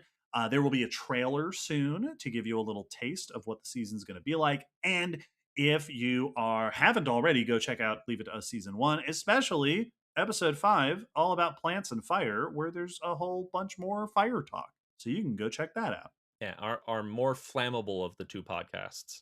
The hottest podcast. This has been a ton of fun. We release episodes every fortnight. We will be back in 2 weeks for another episode about some other thing. In the meantime, stay safe out there. It's summer, so burning is happening.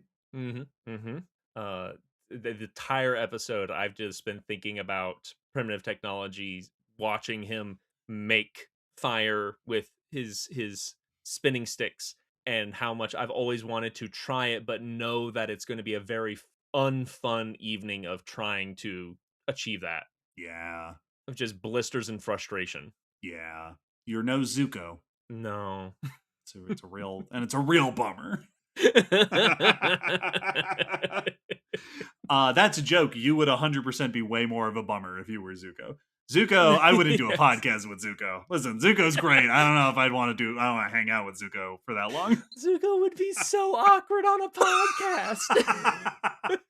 Listen, oh my goodness, eventually, that'd be so great. We should have gotten Dante Basco to do this episode. Yes, guest episode Fire with Dante Basco. Well, listen, we could do 3 more episodes. Yes. We can reach out. Michaela Jill Murphy is really active on social media, like on TikTok and Instagram. She was the original voice of Toph. We could do an Earth episode, right? That feels like it would be pretty fitting. Be so worth it.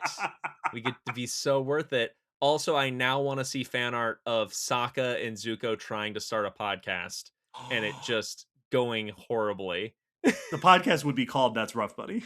Yeah. Oh, that's great. All right, artists, get on it. All right, bye. Bye.